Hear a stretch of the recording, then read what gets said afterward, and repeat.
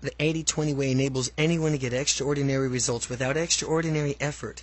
A small amount of our energy leads to most great things in our lives.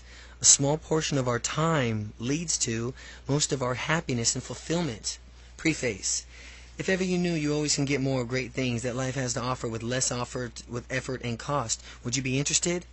If you could work a 2-day week and get much better results than pay in a full-time week now, would you be interested? If you could find simple solutions to your problems by following a way that always works, would you be interested? If there was applied not only a way of making a living, earning money, finding success, and also being more important in other areas of your life, where people would love you and care for you, as well as your happiness and fulfillment, would you be interested? Of course you would. And you can transform your life and follow the 80-20 way. The 80-20 way involves a real change in how we see things and do things, yet follow the 80-20 way is simpler and easier than if you have any of the right to expect. How come? If we understand the way the world is really organized, even though it may be completely opposite of what we expect, we can fill it out in a way to get much more of what we care about with much less energy. By doing less, we can enjoy to achieve more. This book is about action, but less action. This is interestingly a practical book, and also a very unusual one, but it has concerning for less action rather than more. As has been observed for many times, it's possible to make real improvements in our lives unless we do things differently. That's true, but the 80-20 way also shows on how we can do less in total. When we do more with things that make us happy, but since they're all small proportions of everything that we do, we can only do a few things in total and still transform our lives. We will think more, do much more, a few things, and do better with more interesting things, and do much less overall. How I stumbled across the 80-20 way. I can sing the praises for the 80-20 way and say something hesitation about how miraculous it is because I did not invent it. The 80-20 say is based on scientific law called the 80-20 principle, which has been proven to work in business and economics, and say the essence of 80% of the results come from 20% of your causes and effort. 80-20 principle, my earlier book explained how to use the concept and increase company efforts. I also included a short section explaining the 80-20 principle could work in our personal lives to increase success and happiness. This application to individuals caused tremendous controversy. Some critics say that it was a perfectly respectable business idea that would never work outside business, yet readers who wrote it say that the principle has changed their lives. The 80-20 principle has been translated into 22 languages, sold well over 500,000 copies starting in this book published by the business houses sitting in the business shelves and bookstores, and also becoming appropriate for a self-help book. The idea seemed to work so well with readers it helped the lives of friends who read the book, who told their friends, starting the word-of-mouth sensation. 7 years later, I received a steady and increasing stream of letters and emails from people everywhere around the world, from you, which they mentioned for business, simply to say that the big idea has done their happiness and effectiveness. It's helped them concentrate with few relationships and issues and really important to them, and increase their sense of freedom, turbo boosted their careers, and enabled them to escape a rat race treadmill. Using the principle, they say it's taken away the guilt that they used to make them waste time working with the hard things and what were not important to them. The 80-20% principle has took them back in touch with who they are and what they really want out of their lives. This is certainly true for me personally. The 80-20 principle helped me realize what is important to me. In 1990, I ditched a conventional career, quit being a management consultant, and started living fully again. I was fully, and I had to remain fulfilled, for which I had a new work to do. But I resolved my life and drove my work not only the other way around. Since then, I've worked extensively on projects, writing books, being a lazy entrepreneur, but which means creating new business, but not doing of anything hard work myself, but only if they excited me. With the exception of a year-long assignment in South Africa, I've held a proper job, since my decision has always been allowed to large tracts, time for the family and friends, sheer enjoyment of life. I have homes in London, Cape Town, sunniest part of Spain, and of course in time to each place I can enjoy them, often with very good friends staying for several months, and yet I'm not retired. By objectively standard, I'm achieving far more with extremely relaxed lifestyle than I ever did when I worked all the hours God sent. I'm utterly convinced that anyone can benefit hugely by working less and fulfilling their passions more. Rebalance your life. You not only have to create a greater health and happiness, but you probably lead to far greater success. However do you find success? Good to the 80-20 books. The 80-20 principle introduces the idea behind the 80-20 way. Originally intended mainly for business readers, how do I use the 80-20 principle to raise the profits of my corporation and to do more effectively personally? The 80-20 individual for managers and entrepreneurs. How can I use the 80-20 principle professionally to create a wealth and well-being as an individual? The 80-20 way is for everyone. How can I use the 80-20 principle personally to become a happy and successful person? Living the 80-20 way. Work less, worry less, succeed more, enjoy more. Contents. Part 1, Introduction. Part 2, Making Living and a Life. Part 3, Making It Happen. What's the big idea? Why this new book? Why this new book has been written? If it hadn't been for two people, Steve Borowski, a friend who runs a restaurant in Cape Town, and Steve is a bright, dynamic, full of life, and very savvy. I was taken back when he said, tried to get the 80-20 principle, found it too difficult, couldn't get beyond page 10. You're kidding, I said. No, really, he said. All those numbers, professor, statistics, and all that stuff, it's a great book. I tried to get the hang of it, but I failed. Then I realized that Steve hadn't failed. I'd failed Steve. So I thought of the way of the book to make it breezy and easy. Part 1, Introduction. What's the big idea? It is not necessary to do extraordinary things to get extraordinary results. Warren Buffett. It is not necessary to do extraordinary things to get extraordinary results. Modern life is a mistake. I'm not talking about the marvelous progress from which we've made science, technology, and the business, and which enabled us to eat better, stay younger, live longer, conquer disease, travel easily, enjoy greater comfort in an earlier generation.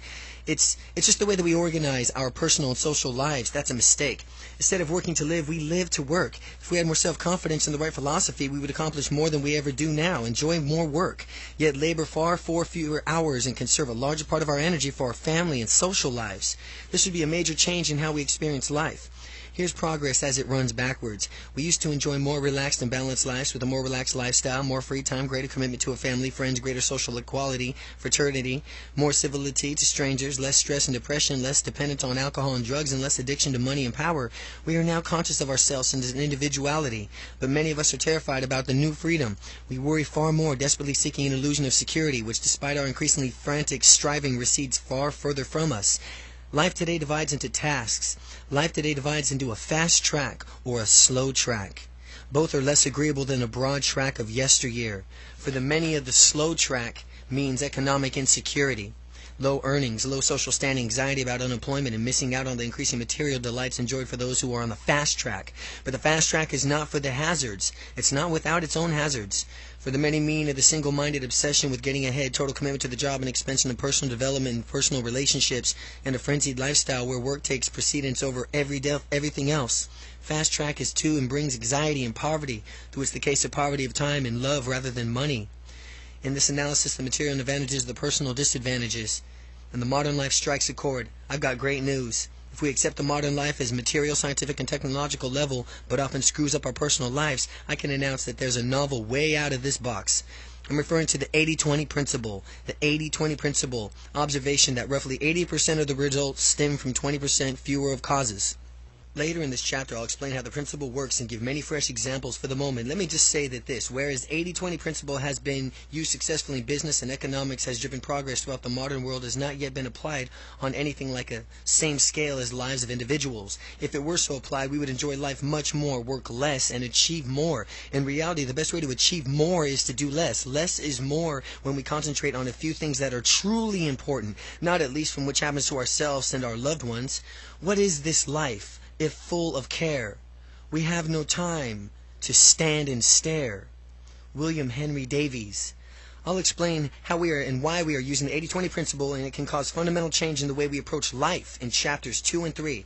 But I mustn't read ahead of myself, and I mustn't go ahead of myself first to let me introduce you properly to the 80-20 principle, one of the most mind-blowing, far-reaching, and surprising discoveries of over the past 200 years. If we took 100 people and divided them into a team of 80 and a team of 20, we'd expect a team of 80 to achieve 4 times as much, and if we randomly selected the people, something like that would probably happen. Yet imagine a Wonka world, a wonky world where 20 people achieve more results than the other 80. Make the wonky world even stranger. Imagine that not only do the 20% people or the 20 people achieve more than the 80, they achieve 4 times more. This is exactly the wrong way around. We would expect the 80 people to achieve way more and 4 times more than the team of 20. Now this is what's so curious and lopsided in the world. We imagine in the reverse, that 20 people somehow managed to get 4 times the results of the other 80. Impossible, unlikely, surely wonky world, though not totally unthinkable, must be very rare. What if one day we discovered that far from being unusual, the wonky world was actually typical, and that the world routinely divides into few very powerful influences and the mass of totally unimportant ones? Wouldn't it turn out our whole view of life upside down? This is what happens when we discover the 80-20 principle. We find that 20% of people's natural forces, economical inputs, and other causes we can measure typically lead to about 80% of the results, outputs, and the effects. Counting the top cities in England, I found that the largest 53 cities had 25,793,036 people living in them, and the next largest 210 cities of the towns had 6,539,772. This is terrifyingly precise. This is terrifyingly precise. An 80-20 relationship. 20.2% of the cities have 79.8% of the people. It's worth spelling out in the calculation. 53 out of 263 cities equal 20.2%. 25,793,036 out of 32,332,808 people equals 79.8. The power of the 80-20 principle lies in the fact that it is a counterintuitive. It's not what people expect. We seem to be programmed, perhaps by our liberal culture or our innate sense of fairness, to expect the picture to show in the figure, where causes and results balance roughly equally. Causes, half a pie chart, half on half, each side equal. Causes equal, half on half, and each side equal. Results. We do not get equal results from causes to the results. From causes to the results. Figure 1, causes and results of what we expect. Instead, what we get is something totally different, more like figure 2, where there is an 80% of your causes and a 20% factor of the results. Figure 2, causes and results of what really happens. Here are some other illustrations. 5 people sit down to play poker. It's likely that one of them is 20% and they will walk away with at least 80% of the stakes. In any large retail store, 20% of the sales staff will have more than 80% of the dollar value of sales. Studies consistently show that 20% of the customers lead more than 80% of the profits for any particular firm. For example, a Toronto-based Royal Bank in Canada recently worked out how much profit each of the customers provided. It was staggering to learn that 70% of our customers yielded 93% of the profits. Fewer than 20% of the media stars hog more than 80% of the limelight, and more than 80% of the books sold come from 20% of the authors. More than 80% of a scientific breakthrough comes from fewer than 20% of scientists in every age. It is celebrated fewer scientists who make the vast majority of discoveries. Crime statistics repeatedly show that 20% of thieves make off with 80% of the loot. Who gets the most dates in speed dating? Was the latest craze for single people in New York and London thought that it had fizzled out the time you read this as a speed dating. It worked like this. Put around 24 people in a room, 20 to 40 people in a room. The women sit down at tables and men above the seat to a seat. Each couple has between 3 or 5 minutes to talk before the man moves to the next woman. Everyone has a unique number and a badge, and you can make a note of the number of anyone that you'd like to go on a proper date with. The organizers collect the notes and at the end of the evening match up the pairs who liked each other. The next day the emails and matches with names and contact details. A major speed dating operator in the U.S. confirms that most dating a relatively few participants, at least 75% of their interested, goes out without 25% of the people. He comments, naturally they tend to be the most attractive people, but it's true that about half the guys do well have been speed dating before, and they were so confident about it. It seems to get a large number of dates, and it's a good idea to attend at least 2 or 3 speed dating events. Note that the 80-20 is simply shorthand for a very lopsided relationship between causes and results. The numbers don't have to add up to 100% in some cases, 30% of the causes, 70% of the results. Other examples may show 70-20 relationship, 20% causes to lead to 70% of the results. Or split, it may be 80-10 or 90-10 or even 99-1. We often find an even more exaggerating picture of the 80-20, whereas fewer 20% of people causes, in some cases as little as 1% or less, lead to 80% of the results. Here are some very wonky cases. Betfair, the world's leading betting exchange, where individuals take bets for other individuals, saying that 90% of the money stakes come to 10% of its clients. In Indonesia, 1985, Chinese residents comprise less than 3% of the population but own 70% of the wealth. Similarity, the Chinese are the third Malaysian population yet own 90% of its wealth, and Emeritus French families make up 50% of the population, own 90% of the wealth. Out of 6,700 languages, 100 of the top 1.5% are used to 90% of the world's people.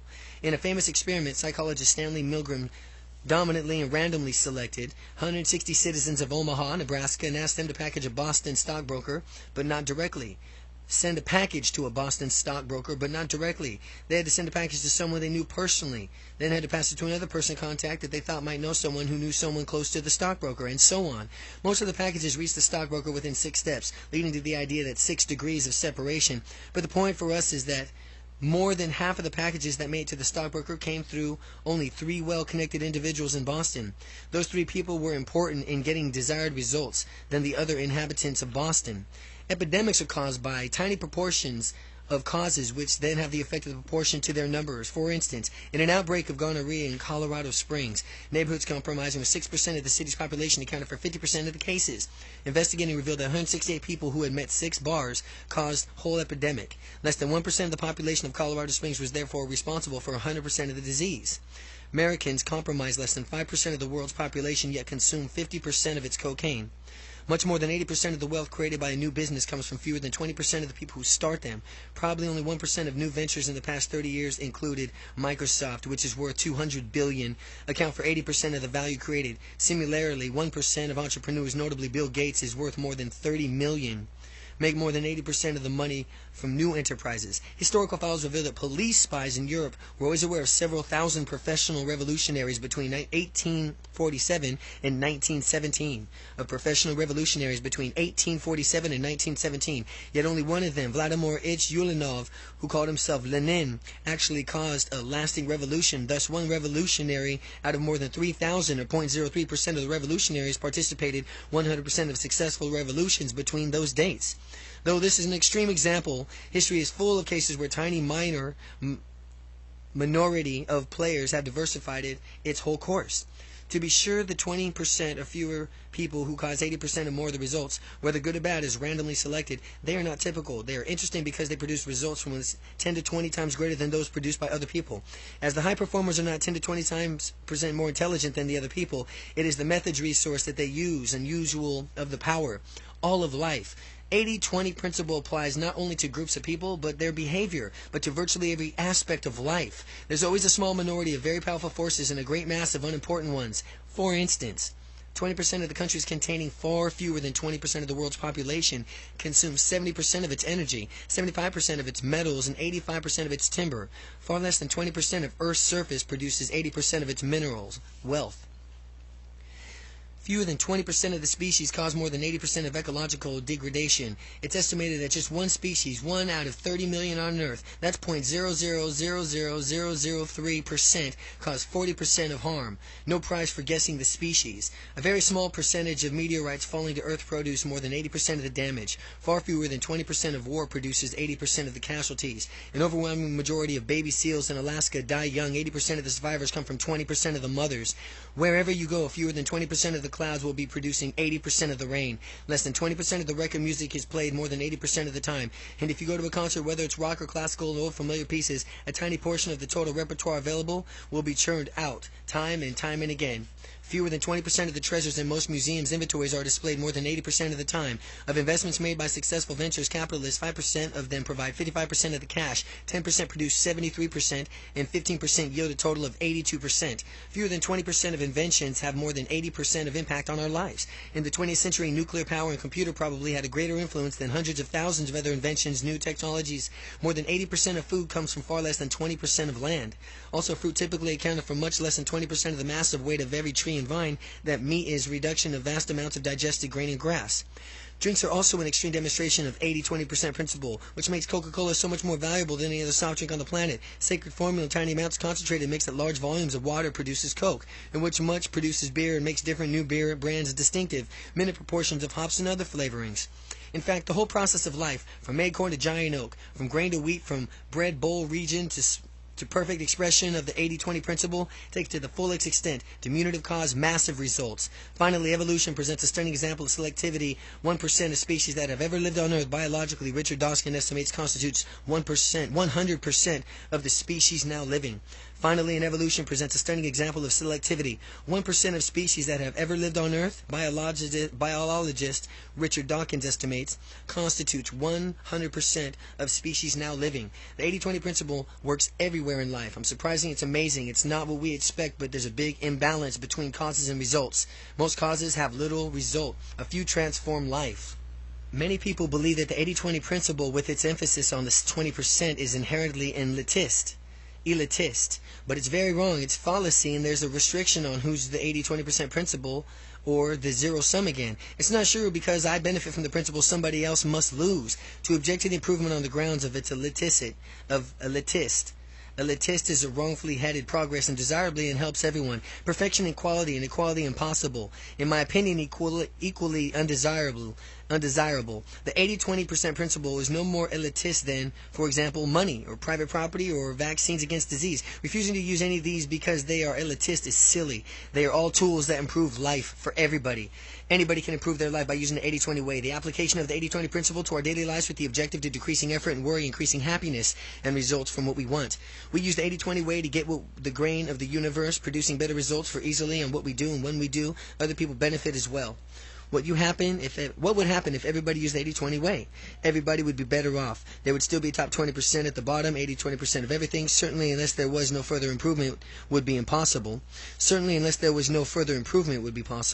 Only if I reach utopia or nirvana, a perfect world where the 80-20% stop working. Fortunately, that's not going to happen. We will always have something to improve. And as you know, my own experience as hundreds of thousands of people have discovered using the 80-20 principle can have an enormous influence on just our economy and society, but also our personal lives. It can make us happy, fulfilled, and relaxed. We start by creating more with less.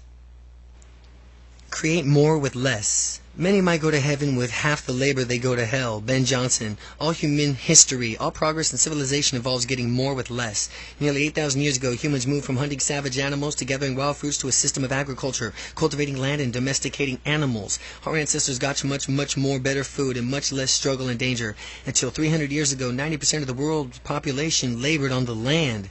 Then a new agricultural revolution used machinery to transform productivity. Today, the developed countries' agriculture employs 2 to 3% of the workforce, yet produces vastly more food, which is also varied in nutrients and nutritions. That's more with less. The highway of economic progress the past 400 years has also been more with less, identifying few productive forces and methods, the 20%, and multiplying them with more results that can be obtained with fewer resources. Smaller and smaller amounts of land, capital, labor, management, materials, in time have been used to generate larger and better outputs. More steel for less iron ore, capital and labor, more better cars for less energy cost, more consumer goods for every type, with more features, higher quality, even lower prices. A century ago, computers didn't exist. Just 40 years ago, a few massive, clunky computers were made to an enormous effort and cost.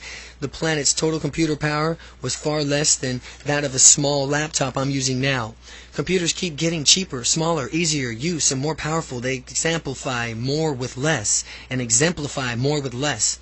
Every material advance of humanity in science, technology, and living standards of housing, food, and health, and long-term and leisure and transportation, everything that makes modern life so much richer and more fun than before, gives more with less.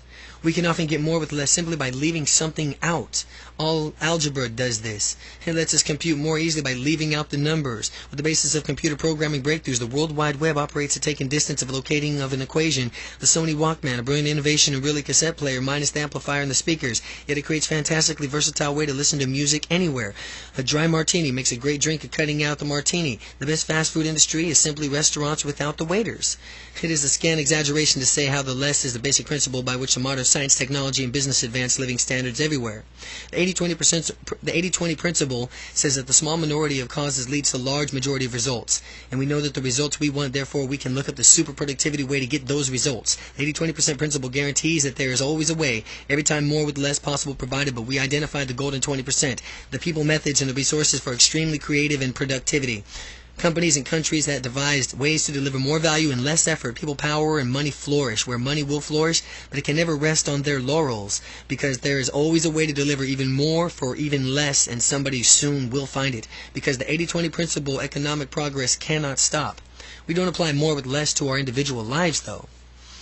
Though the modern world has embraced the law of progress, the economic and scientific principle is more with less. It has consistently failed to apply very same principles in which we organize our private and social lives. The modern principle for individuals is more with more.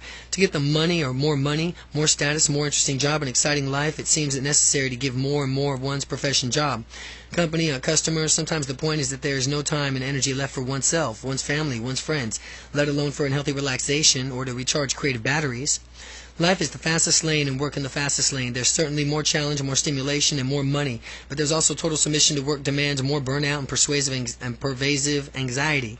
How come we successfully use more with less for science, technology, and business, and yet insist on more and more when it comes to our working lives? If more with less works with companies and economies, it should work with individuals as well. In fact, I know it does, from personal experience and from seeing my friends and acquaintances getting more with less and satisfaction, more achievement, more money, more happiness, better relationships, and more balance than a relaxed life, from less blood, toil, tears, and sweat. Many things from which we do absorb energy is the worst and useless. Worry is a prime example. Worry is never useful. When will we find ourselves worrying? We never either act or not worry. To decide is not to act and not to worry. If you want to act in bad fate and reduce its chance of happening, the action is worthwhile. When should we act and not worry? If on the other hand we can't control the influence that will happen, then worrying will cause us to distress, but not help us. We should not act and not worry. Worries will always arise, but what could we do? And when we can do it without them. Instantly decide to act or not to act, but in either case, not to worry. Have a big project ahead of nothing of us. Have a big project ahead of us. Nothing less than the reversal modern work and living habits to exchange from more with more to more with less in our personal, social, and professional lives. It will take time. Social fashions don't change all that easily or quickly, but the Calvinist notion of the toil and trouble of essential from personal advancement is so deeply rooted in the culture of working assumptions of modern life that it will take a generation to uproot it. Yet a beauty of 80-20% way for an individual, for you and for me, is the way we do it and the way we have to have it. It's all the ways in which we have to wait. We can start using it and benefit right away. How to get more happiness with less effort. More with less is practical tool and delivers two promises. It will always possible to improve anything in our lives, not by small amounts, but by large amounts. How to get more happiness with less effort. More with less is practical tool that delivers two promises. The way to make improvement is to ask, what will give me much better results for much less energy? It's not enough to seek improvement by means of greater effort and the same effort as today. Much better outcomes to be sought alongside lower effort.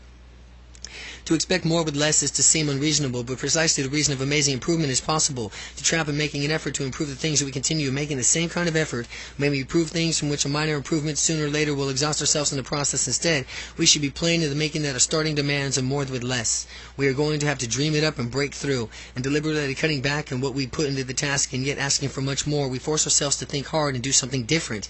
This is the root of all progress. Thinking hard may sound a bit frightening, but it isn't much to do. A little hard thinking, arrive at much better result. Avoid a lot of hard doing. But with practice, thinking how to get more with less becomes fun. The trick is to pick activities offering a higher reward for less energy. You have the high and then the low amount. And in the center, between the top and bottom, is a line called effort. And then you have the left and the right side, which is low and high. And that's the reward. You want to get the most highest reward with the lowest effort. Figure 3, the more and less chart. Imagine you're a cave person in the town of Bedrock. Now the town of Flintstones, you need to get the other side of the town in a hurry, and the alternative is to walk or run. Walking will take forever, running is quicker, but more effort. The run would make a very modern blunder of seeking more with more and the classy trap of trying to secure a better result for working harder. The 80-20% way is different. We demand quite unreasonably a much better result with much less effort. For since we know more with less is possible, we continue thinking until we get more or less solution, and we get more bedrock much faster without doing the slog of running. Like the waitress in the prehistoric diner, we could roller skate with less energy than it would take to run, yet arrive quicker.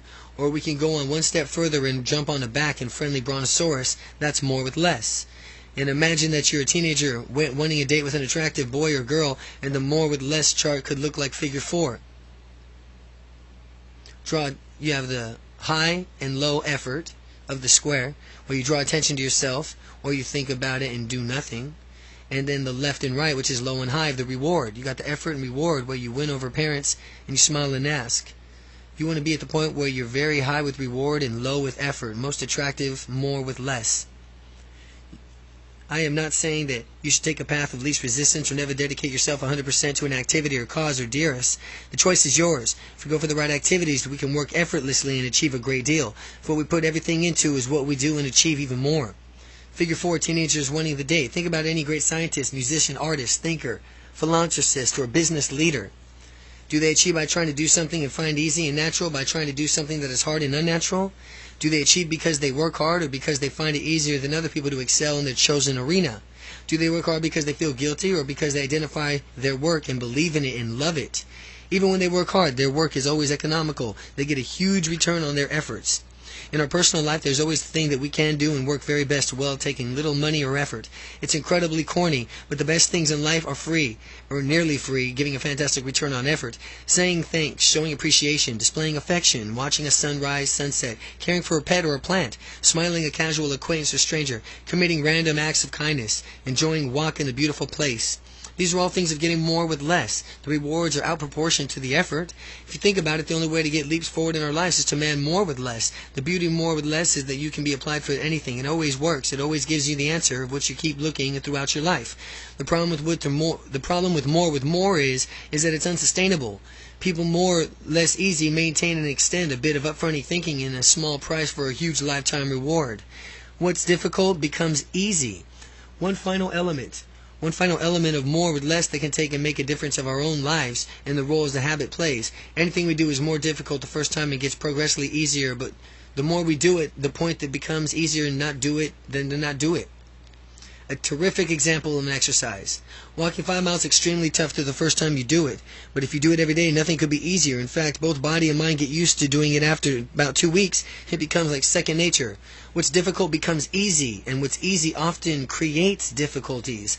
Although you can change your habits at any time, it's easier to change earlier in life. We almost do what's easy, such as overeating, driving everywhere rather than walking, getting angry, or at least provocative. We'll find it difficult to reverse the habit a few years later. On the other hand, if we do a few hugely worthwhile things that are hard to start with, we'll find before long that they become easy. In a few great habits, the vital becomes the without continuous renewal, and we can lose without working very hard for it. It doesn't matter, for example, efforts will be gone. Why work hard for nothing when a few habits that become nature, second nature, can give you a healthy rhythm every day? We get more rewards with less energy if we adopt rewards habits earlier than later. But also, given human nature, we'd be better selective about the good habits from which we're going to adopt. We get more happiness from less effort if we carefully select a few excellent habits we'd like to have and master these, not bothering about all the other good habits we could, in the theory, to cultivate. There's a limited number of good habits most of us can practice, and a few habits have phenomenal effect on our happiness throughout life. We get massive bonanza from a little upfront effort. If for you, not to me, to decide a high payoff new habits and cultivate now, you'll lose on the leaving until later. You shouldn't choose the habit because it's a morally good one, but because a huge benefit to you. Choose several super rewarding habits that will be your friends for life. A habit that's your friend. Everleaf and Overleaf are some examples of habits that are huge benefits and the benefit mattering to you. Only you can judge. Choose your 7 high payoff habits carefully. Get more happiness for less effort. Examples of high lifetime payoff habits. Examples of high lifetime payoff habits. Habits.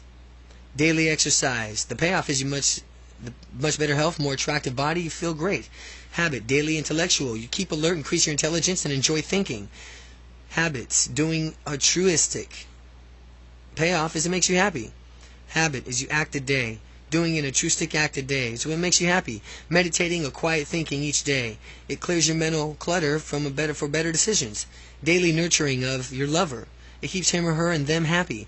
Always give praise or thanks where possible. Makes the other person feel good. Save and invest 10% of the income. Future free of money worries. Being generous to friends. It deepens the relationship and feels good. Always having 2 or 3 hours of pure relaxation every day. It renews your energy. It keeps you happy and healthy. Keeping calm and relaxing always. Evokes trust. Focusing on what matters to you, deciding never to worry, always to act, and not to worry, not to act, and not to habitually asking yourself how to get more with less. It evokes trust, enhances reputations, to feel good and better health and longer life. You make more out with less. You get peace of mind, reduction of effort, and dramatic improvement to any situation. Pick a few payoff habits that will make you the happiest. List the far exhaustive so that adds to the habits and have potential to make you very happy. Then master your 7. More with less, the final frontier. What's more precious to us is short supply will be the most upset to see run out. The answer is probably time. We might be unbelievable more with the less supplies of which to think of the shortest of all time, yet however strange it seems, that claims is true. Chapter 3. We have all the time in the world. Time is a gentle god. Sophocles. At the age 30, an extremely successful Wall Street trader decided to go to Tibet, enter a monastery, and undertake rigorous spiritual studies. On his first day, while his fellows trained him in hanging on the back, the ex-trader marched up to the top Zen master and asked, "How long does it normally take to become enlightened?" 7 years later, the Zen master replied, "When I was at the top of my class at Harvard Business School, I made 10 million in gold and Goldman Sachs. In preparation for the entering of the monastery, I've taken all the best time management courses. How long will it take for me to study intensively and try to extremely hard to cut the time? The Zen master smiled and said, 14 years.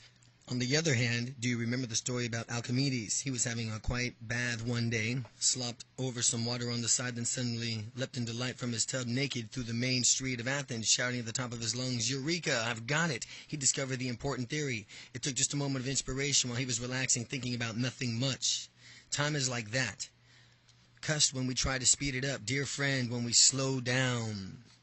What's this got to do with the 80-20 principle? Time is perhaps the best example of the principle, and the one of the most values to our lives. If we create high-value work, we'll achieve at least 80% of it, 20% of our time. In our personal lives, we've attained 80% of our happiness and value to those who we love, 20% or less of our time. So again, if we create high value at work, we'll achieve at least 80% of it in 20% of the time. In our personal lives, we'll attain 80% of our happiness and value to those we love in 20% or less of our time. Once we realize this, our lives are transformed. Suddenly, there's no shortage of time. There's no rush. If we think intelligently about what we can achieve with our time, we can be relaxed, even lazy, in fact. Being lazy, having plenty of time to think, may actually be a precondition for achieving a great deal.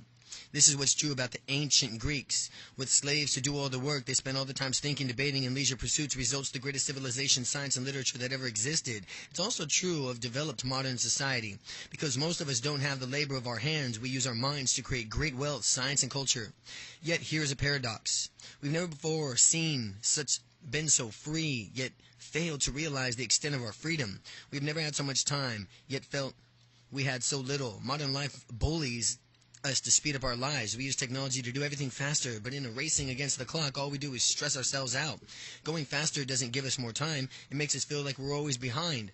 We battle against time and an imagined enemy. We perceive time as an accelerating, draining out from our lives as it's at an alarming rate. Andrew Marvell wrote, But at my back I will always hear time's winged chariot hurrying near. Henston Dobson weary observed, Time goes and you say, ah, no, alas, time stays, and then we go. However, Marvell, Dobson, modern life are all wrong. However, Marvell, Dobson, and modern life are all wrong. We can have more with less, more happiness with less time, more results with less time. The 80-20 way overturns the modern view of time, freeing us to enjoy our lives without worrying about time. Time is not shortly supplied. We are awash with it. Time need not rush, nor need we. Time can still stand, bringing us happiness, achievement, and a taste of eternity. Time is a boundless sea. We can swim happily in time, confidently, calmly, with no sense of impending doom. Dear old Sophocles was right after all. Time is a gentle god. There are two ways in which we experience time. There's the small quantity of time, the 20% or less, and then that delivers 80% of what we want. And then there's much larger quantities of time, the 80% or more, that delivers the miserable 20%. Time doesn't run a constant rate. Time flows in fits, starts, gurgles and splurges and trickles and floods. There's a long period of nothing happens and short bursts when tidal waves transform our world. The art of time surfing is to track down the waves and ride them to happiness and success. Time is not absolute. Time is relative to our emotions, our attention, and our timing.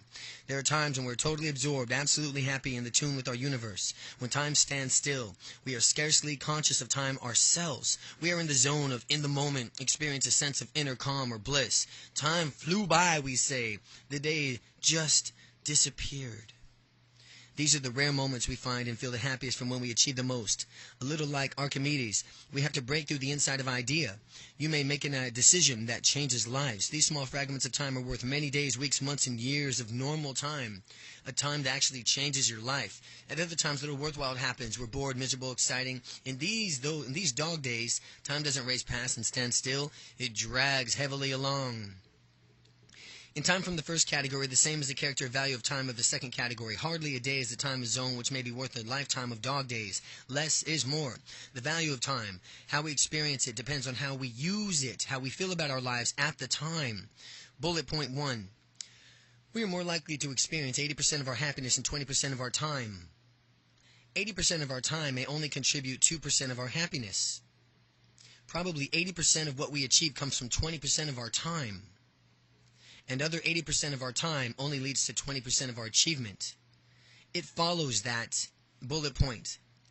Most of what we do is limited value for us and everyone else. French novelist Le Boyard wrote, "Those who make the worst use of time most complain of its shortness." A few things we experience and do in very little time are an enormous value. We get a fantastic return on when 20% of our time leads to 80% of our happiness and achievement. We could get a fourfold, a 400% return on this time if only we make good use of short portions of our time. There can't be any great shortage of it. And 80% of our time leads to 20% of our value. That's the return of the time of 20 divided by 80, a 25%. The issue is not time, but what we do with it. We can get a paltry, a 25% return on our time of 400%. If you are self-employed and spend 2 days a week on your most valuable type of activity, you should be able to get 160% of the value using to take 5 days to generate and still have 3 days left over for whatever you want. What can sharply boost the quality of our lives by changing the use of our time? If we do more, a few things make us happiness and productive, the much less of our many activities takes us to our times but don't lead to high levels of happiness and achievement. We can improve our lives in a sensational way, all with less effort. We normally experience good times, which is short, and bad times, which is long. What if we stitch them together and we make good times long and bad times short? That revolutionized our lives. We revolutionized our lives. Of course, happiness and personal effectiveness can't be measured precisely. The 80-20 numbers are approximate. Still, multiplying the value of our time by 4. A good rule of thumb is like dividing by 320 instead of 80, without any of the disadvantages of old age. What are your happiness islands? Happiness islands are the small dollops of time, the special glorious times when you were the happiest. Think back to the last time you were really happy, when the times before that. What did these times, some of them, have in common? Were you a special place, particular person with a certain someone pursuing similar sort of activity? Are you some common themes? Was there a theme going on? How can you multiply your time spent at Happiness Island if you figure out your Happiness Island makes up 20% of your time? How could you take that 40, 60, and 80%? If 80% of your time leads to 20% of your happiness, you can cut those activities, freeing up time to make things to make you happy. Luckily, there are always many activities to give you a poor return of happiness for lifetime spent. Survey of people watching television, for example, show the few of them which are happy after watching hours and hours of TV. Typically, they feel mildly depressed. If watching television makes you happy, do more of it, but otherwise, stop. What are the things that have poor happiness returns could you quit doing? What do you do outside of your sense of duty? There's little pleasure of duty how much you're doing. But if you were happy, and happiness should would overflow into your lives of those around you, time spent being miserable is antisocial. Ask yourself, if most of my time doesn't make me happy, how can I spend less time on these activities? What are your achievement islands? When you first hear about the 80-20 principle, many of you get on the wrong end of the stick. The idea is all very well in theory. The head of the charity told me recently, but I haven't been able to make up the work in practice. I can't confine myself to the top 20% of what I do. Real life allows this kind of pace to be maintained for long. Real life doesn't allow that kind of pace to be maintained for long. What do you think about most valuable 20% is? What do you think your most valuable 20% is, I asked. Well, rushing around giving speeches, raising money, meeting a great and good, and doing great and good. I can do 2 lunches and 2 dinners a week where I make speeches, but any more than that and I get burned out. But that's probably not your most valuable time, I countered. Think about the small amounts of time from which you have relaxed and yet achieved a great deal. Have you had any of those recently? Maybe you had a brilliant new idea. Oh, I see what you mean. There was an afternoon from which it was beautiful and I was worn out, so I went home and sat on a deck chair in the garden. I was goofing off. Really, when I had the idea of our new campaign, it's true. We raised 5 times more from the campaign than any other we had to go. Achievement islands are the small time periods from which you did your most productive or creative, when you thought more with less, accomplished most with little apparent effort in very little time. What's your achievement island? Where you produce more with less? Do you have things in common? Do they have to do at the same time of the day? Activities similar, such as selling, writing, making decisions? Do they happen to be in a special place, particular colleagues, after the same events of stimulation? What was your mood like when you were in it? In the group were you alone? Were you in a group? Rushed? Were you relaxed? Talking, listening, or thinking? How could you multiply time on your achievement islands and reduce time on everything else? Richard Adams was bored, disillusional, middle-level bureaucrat. When he was 50, he dreamt up a bedtime story of his daughter Juliet, who loved rabbits. Watership Down sold over 7 million copies, transformed Adams' life. Could you spend more time on the things you enjoy, even by quitting your day job? Could you be a hobby interest sideline for the life blossom into into a new career. Find out. Spend more time on the things you enjoy. Try your new projects while you're still working at your normal job. Experiment. Experiment with different ideas until one clicks. The poor daydreaming clerk. Once there was a wayward school kid expelled from being disruptive. He found a badly paid job at junior clerical office, and he became a junior clerical officer. He was so bored with work he found plenty of time by daydreaming and reading but science. He fancied himself as a self-taught amateur scientist. The kid was Albert Einstein. He was in his mid-20s and he rocked the scientific world with the theory of relativity.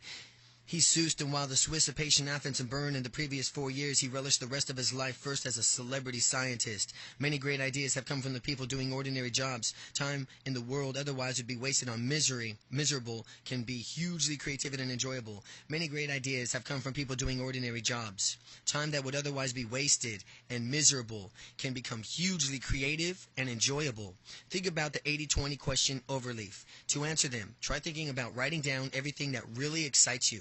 What you love doing in any part of life, at work, your hobbies, sports, the best minutes of each day.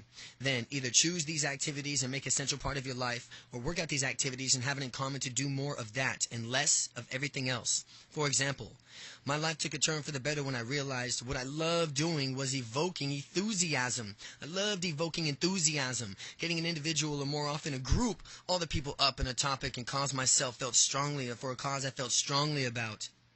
That is why I spend most of my time writing books, giving speeches, talking to friends about ideas that excite us all. There's no standard job category for evoking enthusiasm, and yet the insight that is that I enjoy the most and do it well as I led by a fuller and richer life, while also doing less. I now have a simple decision. A decision rule. My decision rule is if I'm asked to do something and it doesn't evolve or evoke enthusiasm, I say no. What's the equivalent for you? 80-20 questions. Could I enjoy life more by developing a personal interest or an obsession that drives me? Might it lead to a new career? 80-20 questions. Could I take the part of my life that most excites me and make a career out of it? 80-20 questions. Which question could I ask myself to jumpstart my inspiration? Down with time management. Up with time revolution. Don't try to manage your time. You try to manage something if you're short of it.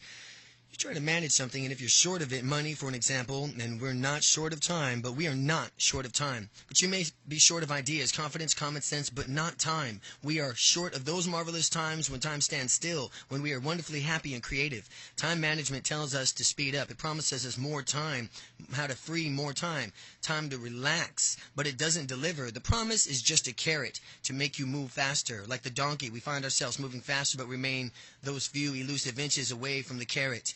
In today's faster world, hours are longer, work less leisurely, and pressures are more intense. Like the donkeys, we all have been conned with the time management. We work more and relax less. Time revolution says the opposite. We have too much time, not too little. We have too much time. It is because we have so much time that we squander it. To detonate your time revolution, time down. Stop worrying. Do fewer things. Chuck your to-do list. Make a not-to-do list. Act less. Think more. Act less.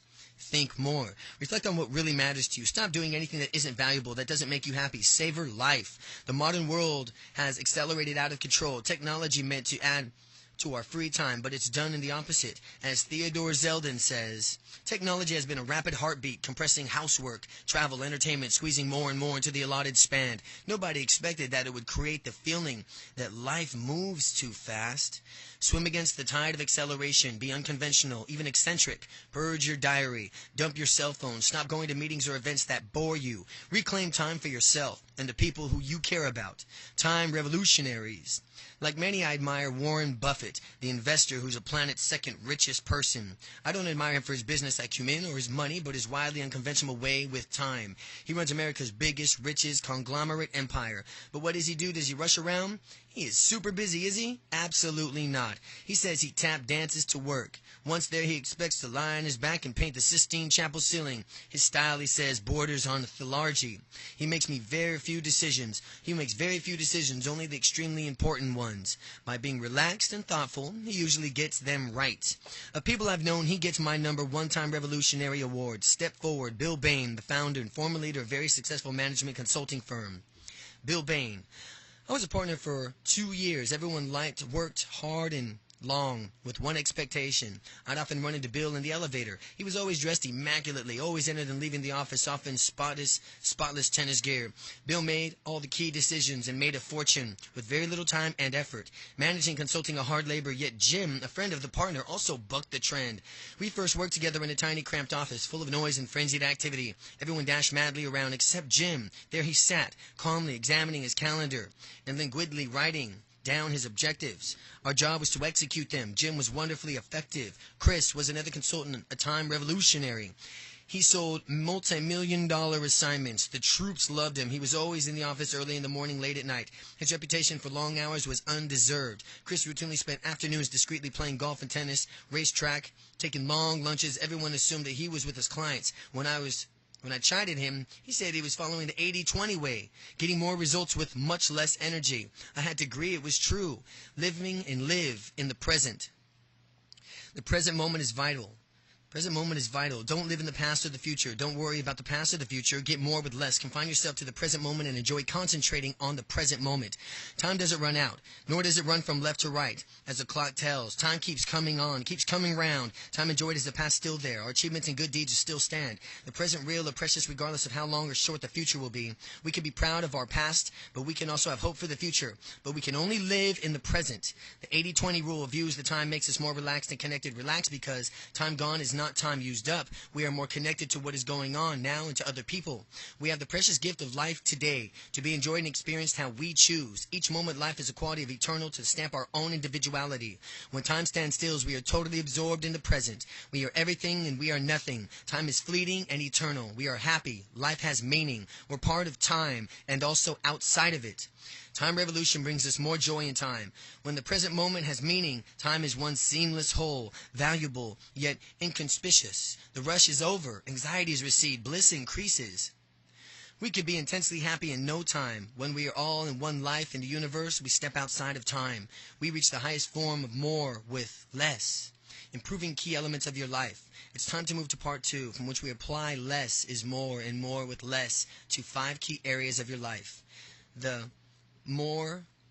less is more and more with less key areas of yourself, areas of your work and success, areas of your money, areas of your relationship, and the areas to the simple good life. In each area, we learn to focus so that more and less is more. We focus so that less is more. We also see how improving your life, dodging the strain and stress imposed by the more from the more treadmill, learning to enjoy more with less. The emphasis throughout our practical action steps in part 3, you and I will carry this to its final conclusion, developing a personal action plan, enabling us to thrive in a modern world while elegantly sidestepping in its wearisome woes. Part 2, Making a Living in a Life, Chapter 4, Focus on the Best 20%. I've got more energy now than when I was younger because I know exactly what I want to do. Legendary ballet master George Balanchine. When I was 12, Steven Spielberg decided to be a movie director. 5 years later, he visited Universal Studios. He ducked out of the standard tour, find a red real movie being made. The 17-year-old buttonholed head of the Universal editorial department told him about his films he was going to make. Next day, Spielberg dressed up in a suit, loaded his dad's briefcase with 2 candy bars, a sandwich, marched boldly through the gate into the Universal Studios. He commanded a deserted trailer. Writing Steven Spielberg, director on the door, he became a fixture on the lot, mixing with directors, producers, writers, editors, sucking in ideas, observing how real directors behaved. At age 20, Spielberg showed the Universal a small movie he made and won a 7-year contract to direct a television series. Later, of course, he made a string of hits, including E.T., one of the highest-grossing movies of all time. Spielberg was focused on the secret of all power, the personal power. Personal power, happiness, and success. Focus on doing less, being less. Focus makes less more. Few people focus, yet focus is easy. Focus expands an individuality, the essence of being human. Who are you? Who do you want to become? Life's greatest mystery in human character and uniqueness is we craft individuality. Other animals can't. We share 98% of our genes with chimpanzees, yet 2% variations makes all the difference. We're not totally subjects to our genes in creating stories, ideas, music, science, popular culture, and thinking and communicating. Humans do surprisingly things that our genes wouldn't. Our destiny lies in becoming individuals and creating a fulfillment to our unique potential. We each evolve differently and unpredictably, and individuality implies differentiation. Becoming different requires editing, subtracting, focus. We become dissimilar by focusing on the distinctive and authentic parts.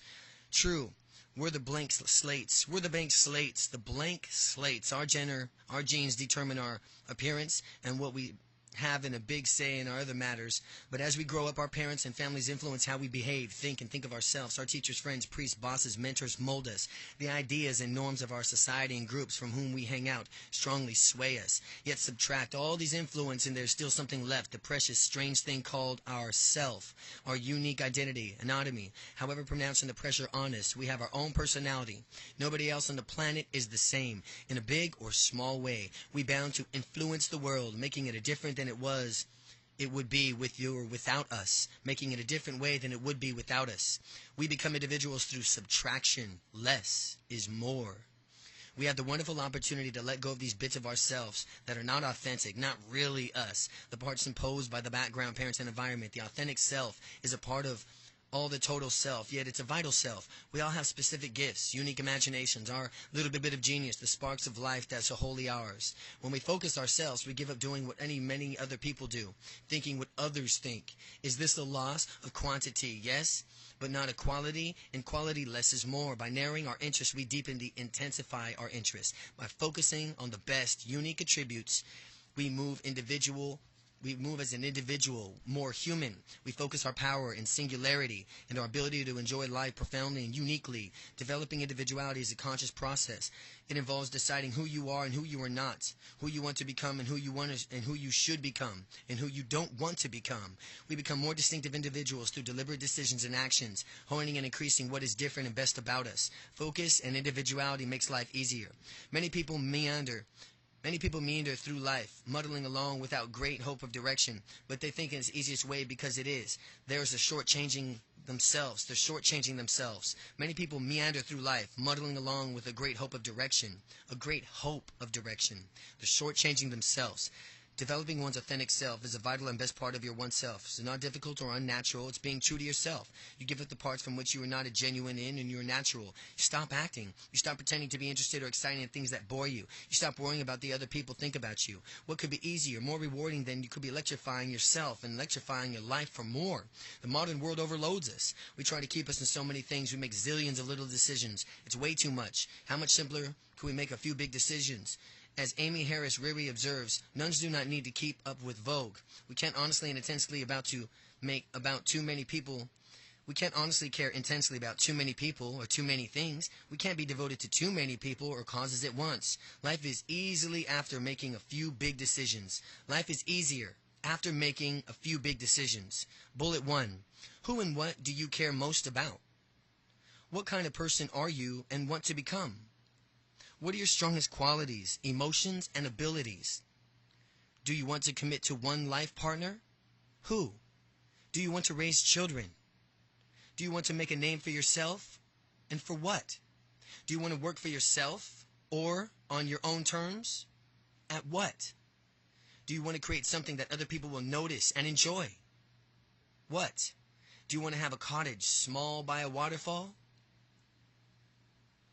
What are you putting energy into that isn't essential for your happiness?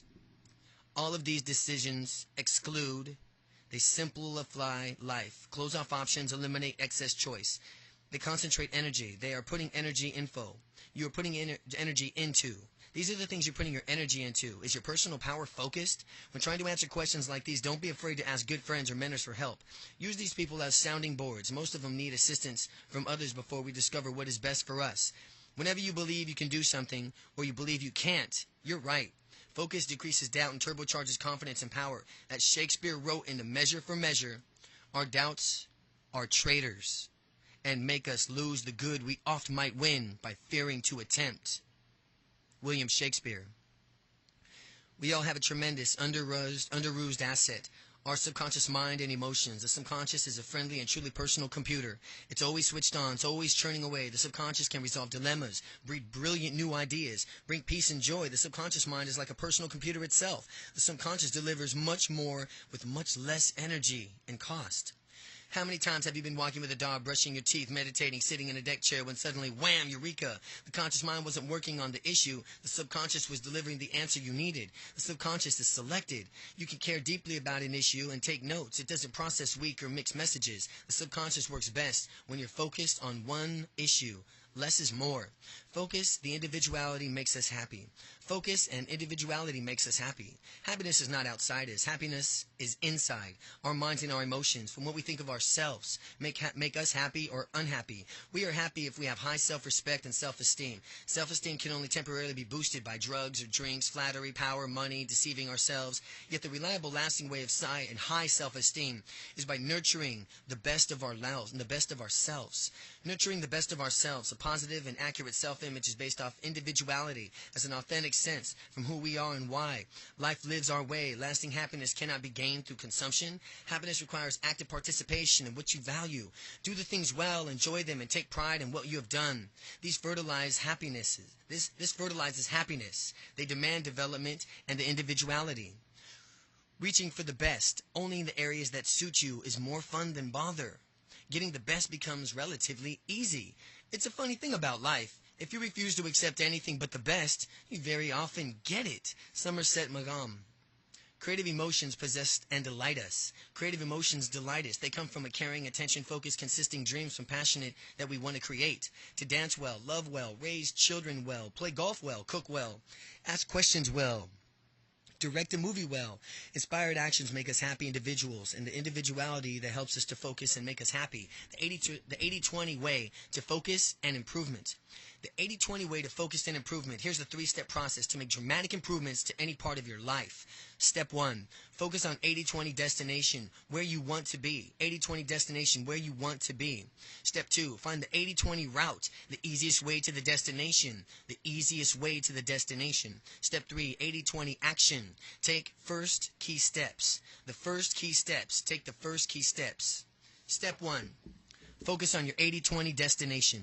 A destination is where you want to arrive and where you want to be. Destination means your goals, dreams, objectives throughout life, what you want to achieve, the kind of place you want to be, the people you want to be with, the kind of person you want to become, the experiences you want to have, the quality of your life. Where you most care about arriving, the life that suits and expresses you. Using the law of focus, where less is more, you need to think carefully about the particular personal destination that is best for you. To be happy, we each need a unique 80-20 destination that cuts the great majority of trivial objectives and defines our own extremely relevant subset of vital objectives. Focusing on our 80-20 destination means solving the riddle of less is more for each individual. What are a few vital characteristics or results that will make us happiest? What are the very few qualities that we must focus on and multiply, not worrying about all the rest? The 80-20 destination is a very small part of an available destination, but the one that is central to our personality and deepest desires. And what happens when you truly focus on your 80-20 destination is that we make less more. If you are the exceptional selective and find a few things that matter deeply to you, life acquires a purpose and a meaning way beyond what is bad or had previously. When you have somewhat concerned about a large number of issues, matter deeply. Think about what matters deeply to you.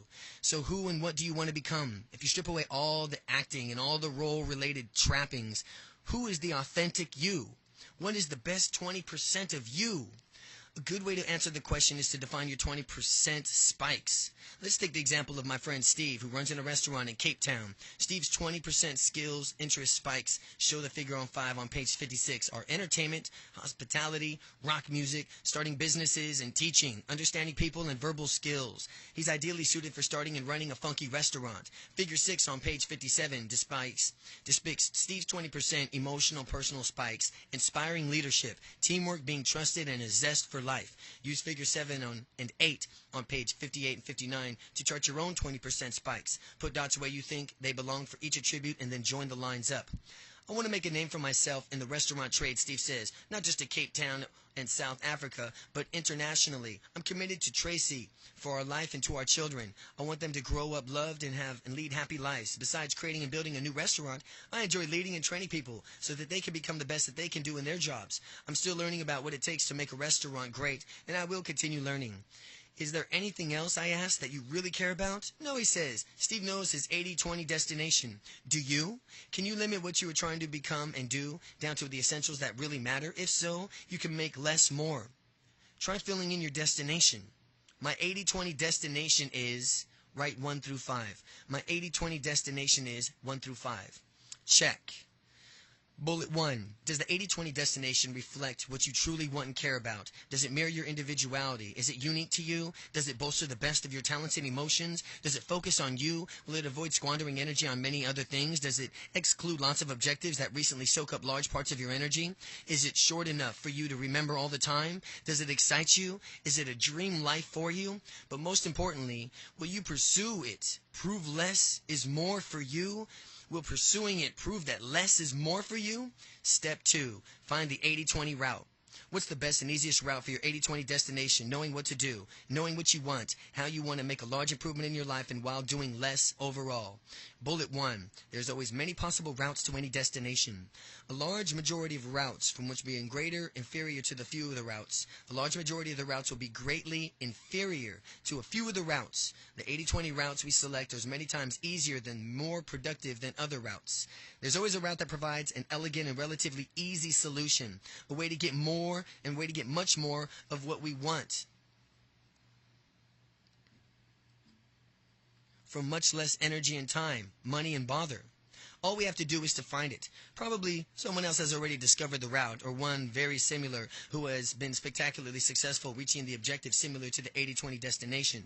How do they manage it? Routes are always personal affairs. Pick one that suits you particularly well. Routes become easier with help from allies. Think hitchhiking. Who can give you a lift? But the acid test is whether or not you devise an 80-20 route is this. Does the route offer more with less? Does it give you not only a better solution but also an easier one? Unless it is both better and easier, it won't lead to a major improvement in your life. It has to be better and easier. As a simple and literal illustration of routes, let's assume that the destination has a Paddington train station in London. You live in East London, close to the Tube subway stop. You're always walking, but it isn't practical for 6 miles and you need to get to the Paddington quickly. Looking at the tube map, you plan to go directly from the local station to the Central Line to Notting Hill Gate, the change of the Circle Line to Paddington. All fine and dandy. Yet what is it that you want? An 80-20 route is both faster and also better. Try this. Leave the tube at Lancaster Gate Station 2 stops before Notting Gate. Take a relaxed walk to Paddington, occupying no more than 5 minutes. Altogether, you save yourself the station's travel on the tube is well known as a hassle, changing from the line another and waiting for a new train. The 80-20 route is easier, more pleasant, yet quicker too. More with less. Or imagine you're in a southern Spain in a rush to get from San Pedro to the coast of Seville. 3 hours drive inland. You're a nervous driver and usually get lost. The road to Seville starts at 30 miles of the hairpin bends throughout the mountains of Pass Ronda. There are many changes of direction and the route is hard to follow. There is no other way to Seville that there's any other near the shorter direct. You're grimly set off. But what if you follow the 80-20 way and demand more with less, a solution that's easier for you? You also take less time, even though it would take a few precious extra miles. You study the map carefully and ask the cashier and service station to help. Tells you what is the price for a small town. You can take the freeway from Malaga, then another freeway to Seville. How long will it take? 2 hours, she says. If you drive fast, it is clearly marked. Even the grandmother couldn't get lost, she laughs. You find she is right. The freeway is clearer, clearly marked, and almost completely empty. The Spanish hate paving tolls. By taking an extra time to thinking, you found a much easier route that is also faster, more with less. Be clever, however, about your objectives before deciding in a route. The Seville example, the best route would be differently if you had plenty of time. Enjoying driving on challenging roads and placing a premium on beautiful scenery. If so, you'd pick the mountain route for Via Ronda. It would offer you more with less, more interesting and stunning views for less distance and cost. The destination is not only Seville, but also for the fun of getting there. This is typical for life in which you live to the full. It's important for you to know that you want to achieve of what you don't want to achieve. It's important for you to know that you want to achieve, you got to know what you want to achieve and what you don't want to achieve. And it is the equal of the greater importance to know how you want to live, how you don't want to live, what person you want to be, and the person you don't want to be. Of course, my travel examples are rather trivial. They're meant to provide simple and memorable illustrations of the 80-20 routes. It's not meant to imply that there's always a better travel plan of the ones touring routes or the weightly enough to fret over. But for your key 80-20 destinations, it's worth substantial thought to devise a better and an easier route so that you get more with less. It is certainly the case for finding the route to your best 20%. How do we do this? Back to Steve. He has discovered an 80-20 route. I've made a start, he says, and he tells me I found back from the overseas and I've opened up the restaurant 2 years ago. It won the best Cape Town restaurant competition last year and everyone agrees it's a cool place. But I want to have a chain of these restaurants in South Africa, then overseas. The first step is to open in Johannesburg. To do this, I need to find new backers and I'm close to having that done. Then I have to prove that an idea will work in Joburg. So that there's nothing else important on the route, I ask. Is there any one thing, Steve says, I need to mentor from America or Europe or Australia to get better at what I do? I need someone who's better than me to help stretch and stimulate me. Haven't found the mentor yet, but it's a key object this year. What is the 80-20 route to your best 20%? There are always many possible routes. The 80-20 route is the best, fastest, most fun, least worrisome, and least effortful way to get there. It is the 80-20 route. It is also here in the rub. It's here in the rub, the way you are least likely to be following now or to dream up on the spot. The way you are least likely to be following now or dream up on the spot. Why? Because the 80-20 way is like the 80-20 principle. It's counterintuitive. It offers much better answers simply because the right solution is not readily visible to us. Conditioning. Condition is where we were to take the total picture and the 100% of our experience left us to our own devices. We devised a route that offers more for more. The challenge is to craft a route offering more for less. Therefore, in finding an 80-20 route to your best 20%, try these eccentric questions. An eccentric question: what's the route to your 80-20 destination that you would normally pursue? This is not the answer. Instead, it's the standard against the judge a possible 80-20 route. Unless you conjure up an approach that is hugely better than a habitual answer, you don't yet have your 80-20 route. Your answer has to be better than your instant answer. Now ask, how can you make a vast improvement on your habitual answer by unreasonably demanding more with less? Divide the improvement into two parts. First, how could you get more? What would be much better way for you? What would you enjoy more? What would you get away with more of the 80-20 destination more quickly? What would you enjoy more? And what would you get? And what would get you to your 80-20 destination more quickly? Brainstorm all possible routes. If you're short of ideas, ask a friend or three for help. It's always easier to solve someone else's puzzle. Second, ask how the route could be made easier for you and dream up many ideas. Then put them together until you have a way that you might work, as definitely offers more with less. Even if it's not sure if it'll work, try it. If it fails, move on to the second choice of route. But only if it too offers more with less. If you're stumbling for an answer, go back to the 20% spikes. The things that you are best at come naturally to you. Will give you clues on how you can get best and get more with less. For example, earlier in my life, my 80-20 destination was to become a successful, well-paid management consultant. The first route I tried seemed very promising. I landed a job with one of the best, fastest-growing American firms in the Boston Consulting Group, the BCG. Sadly, or as it's later turned out, happily, though my clients seemed to like me, my boss didn't, and I just about managed to resign before I got fired. The second route I devised was to join Bain & Company, a spin-off from BCG. They had failed the first time around with a huge dent to my ego. I determined to correct things that had sunk me before. My lazy style, independence of spirits, irreverence, reputation for frivolity. I decided to make a big deal of working unbelievably hard, brown-nosing my bosses and presenting a series of responsible sides of my nature. I would not fail again, and I would prove to the folks at BCG wrong in their judgment of me. Was the first right thing to do? Yes and no. Bain was a fine choice. I had a great business formula, exclusive focus on serving the top person in any client organization, grew even faster than BCG. Talent was so thin that the groin in Bain that I rapidly got promoted to junior partner. I regained my rebel instincts, projecting a convincing image of my company loyalty and loyalist as a team builder.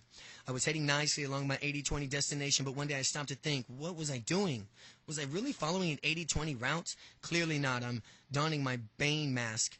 I was seeking more with more success, more interesting work, more responsibility, more money, fine. But the bargain I struck for is putting me more intense work, more hours, more single-minded devotion to the job and firm, more politicking, more worry, more conformity to the boss's predilections, and more worrisome international travel, someone who believed in more with less. This was far from ideal. What about my 20% spikes? Was I playing properly to these? Alas, no. I'm good at ideas, suddenly insight, spotting talent, telling clients to do more with their money. I'm bad at sustaining hard work. I'm a sprinter, a long-distance runner, appearing the grave and serious internal politics and this whole messy business of managing other people. Was Bain at the right place for me? Not really. I was not straight-laced or loyal enough. Was I finding it in strain to appear in this Bain-like? You bet. My first thought was that I had enough money and I should take life easier, get off the management consulting altogether. That would be less with less. Less work, less strain, less stress, less also money, less interesting work. I hadn't yet reached my 80-20 destination. I still wanted to prove that I could get there. Besides, I professed to believe more with less. So having a going to contrive more with less, I had to do what I wanted. I wanted less angst, less conformity, less suppression of my true nature, less travel, less intense work, fewer administrative duties, fewer boss, preferably none at all. If I can have no boss, I wanted more work with interesting clients, more independence, more time with my family and friends, more freedom to select my colleagues, and also, let's be honest, even more money. To state my desires was to answer them. In spelling out what's more with less I wanted, the 80-20 route rapidly became clear. To state my desires was to answer them. I'm spelling out what more and less I wanted. The 80-20 route rapidly became clear. The only way I can get more with less, and the exact way I wanted, was to start my own firm.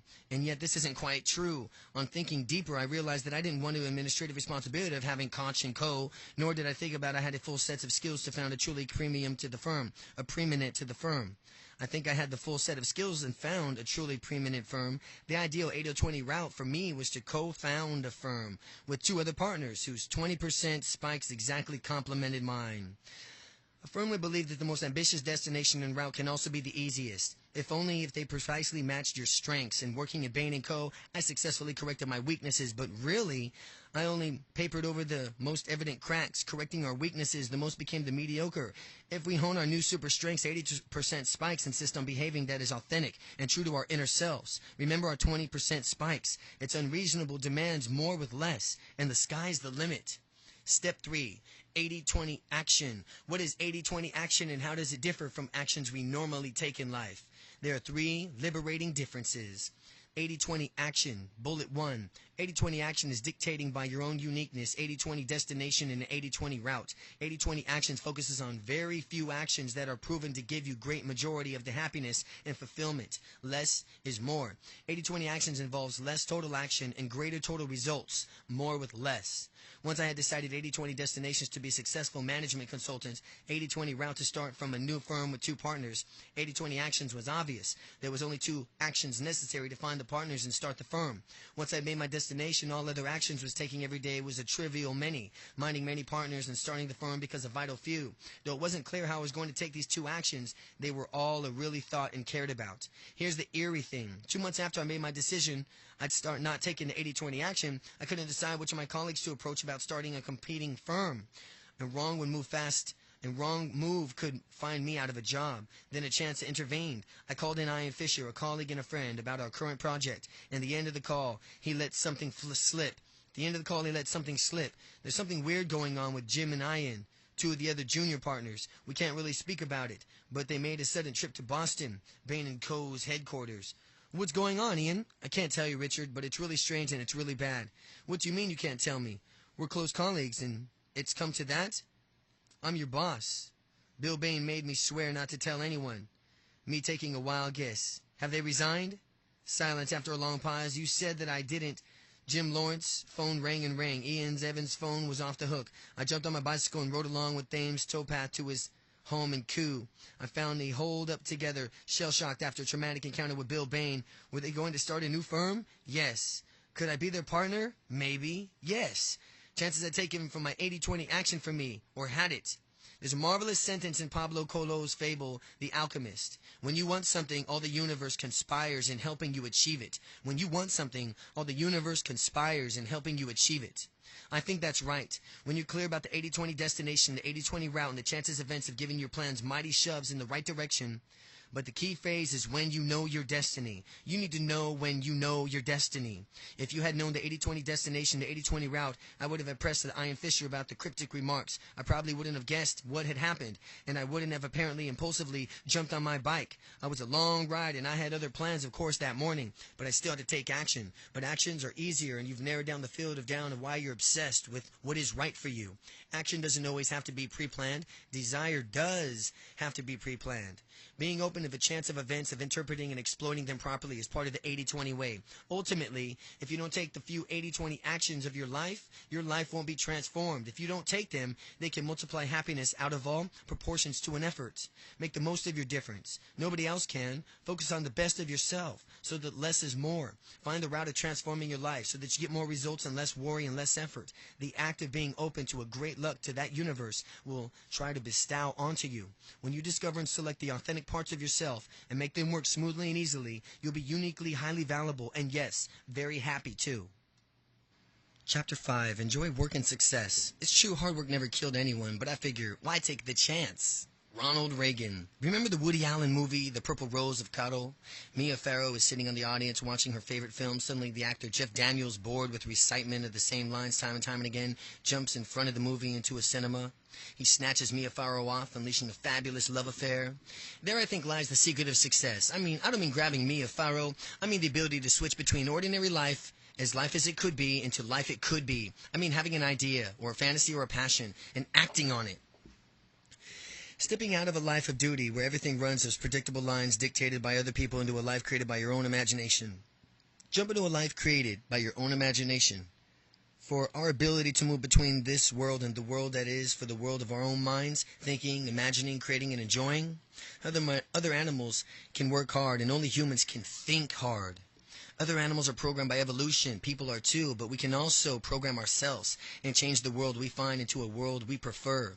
The whole edifice of the modern civilization rests on the drudgery, muscle power, repetition of long hours of work, but on insight, inspiration, inventness, originality, and enterprise, on moving between where we are now in the real world and where the world we dream up will be in our minds, and then make that real. What is true for humanity as a whole is also true for individuals. The most successful people can change the world not only through sweat and tears, but through ideas and passion. It is not a matter of hard work of time for a matter of the job. It's having a different view, an original idea, something that expresses their individuality and creativeness. Success comes from thinking that they're acting on those thoughts. So if you believe that your hard work you believe you have to do hard work and do unpleasant things to be successful, then think again. Do you imagine that Bill Gates, former colleague, dropout founder of Microsoft, became the world's richest man through hard graft? Do you think that Warren Buffett, the master and investor, the world's second richest person, works very hard? What about the media mongols, Oprah Winfrey, Rupert Murdoch? What's different about them? Devotion to hard slog or great new ideas? What about Ronald Reagan, John F. Kennedy, Winston Churchill, Albert Einstein, Charles Darwin, William Shakespeare, Christopher Columbus, Jesus Christ? These giants weren't chained to their desk. They weren't chained to their desk. What they all did was spend their time from what mattered to them on a few essentials from where they exerted leadership. Little or no time, they had the mass of trivia occupying their hard work contemporaries. There's a difficult way to process, and there's a difficult way to success, and there's an easier way. The difficult way is to study hard for a long time and work hard, 60 hours or more a week for several decades, worrying about the impression you're giving, and claw your way to the top of an organizational pyramid. Sacrifice a pleasant life, now in hope for much more of a pleasant future life. Try to do extraordinary things at an extraordinary cost to get extraordinary results. The 80-20 way is easier. It's open to everyone, including those who are far behind in an education and career stakes. Make a greater mental leap. Dissociate effort from reward. Focus on the outcomes that you want and find it easier for a way for you to achieve them with least effort, least sacrifice, most pleasure. Concentrate on what produces extraordinary results without extraordinary effort. Be efficient but relaxed. First think results. Get them with least energy. Bullet 1. 20% of work, effort, resources give 80% of the results, which gives us 80% of our outcome for 20% effort, and 400% outcome for 100% effort. What's the ordinary way to extraordinary results? Over 80% of people struggle to achieve 20% of the results. Fewer than 20% of the people commander 80% of the goodies. In your area, who are they? What did they do differently? 80% of the value to other people comes from 20% of less of what you do. What are these few vital activities? 80% of your success derives from 80% less of your skills and knowledge. What are the real valuable things that you do much better than the other people? 80% of your achievements arrive at 20% of fewer of the circumstances in which you find yourself. You shrine at specific times in particular ways, with certain people, when, where, and why. 80% of what comes to you comes from 20% of the tactics and behavior that you adopt. What behaviors have results out of the proportions to energy? What behavior has results out of all proportion to energy?